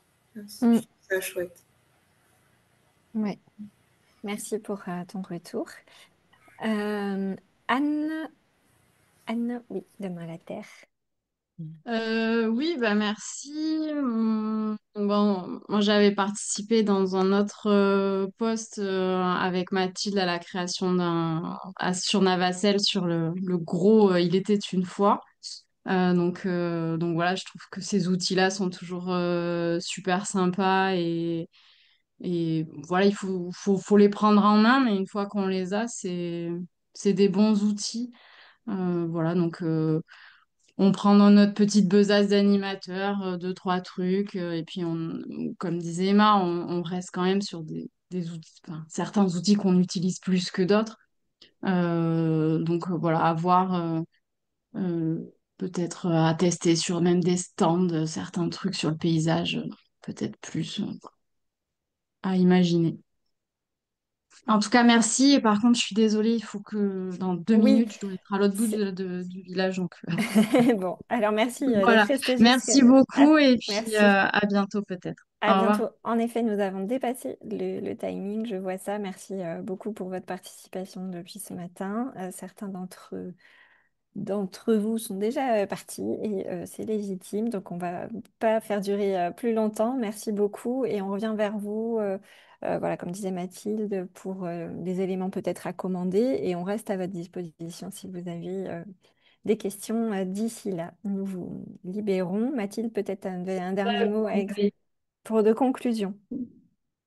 Oui, bah, pour conclusion, bah, déjà merci. Finalement, j'appréhendais un peu cette formation en visio, mais c'était plutôt sympa. Même si c'est quand même toujours mieux avec des vrais gens. Mais en tout cas, comme l'a dit Marie, n'hésitez vraiment pas. Vous avez mon mail. Voilà, même si vous avez des questions, des interrogations, n'hésitez pas. Un petit mail, c'est facile à répondre. Et voilà, et je suis contente qu'a priori, ça vous ait bien servi. Tout à fait. Merci Mathilde et encore bravo pour la perf de cette formation en visio et merci à tous pour votre participation. À très Merci beaucoup. bientôt. Merci, au revoir. Bonne journée. Au Au revoir. revoir. Merci beaucoup.